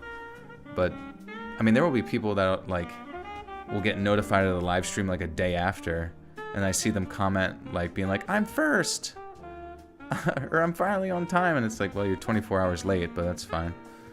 I don't know, I hope YouTube figures it out, because that shit is, I mean, when you go live, kind of like Twitch, like people need to know about it ASAP, you know.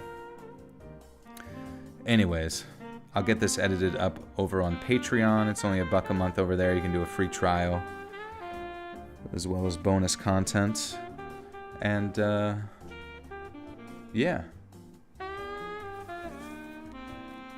I will, go ahead and be live again on Thursday night, so be sure to follow me on social media at Let's Read Creepy on Twitter, and at Let's Read.official on Instagram. Otherwise, I'll see you tomorrow night for the new video at 7 p.m. EST, same time, same place. I love you guys, appreciate you. What's the theme for Friday? I think Friday is going to be Reddit stories. No particular theme in mind. You set a reminder 30 minutes before the one open YouTube. That's the only time I get notified if I already have YouTube open. Okay, interesting. Alright, friends, but I hope you have a great evening, and I will see you in the next one. Goodbye, see you later. Can you take me high?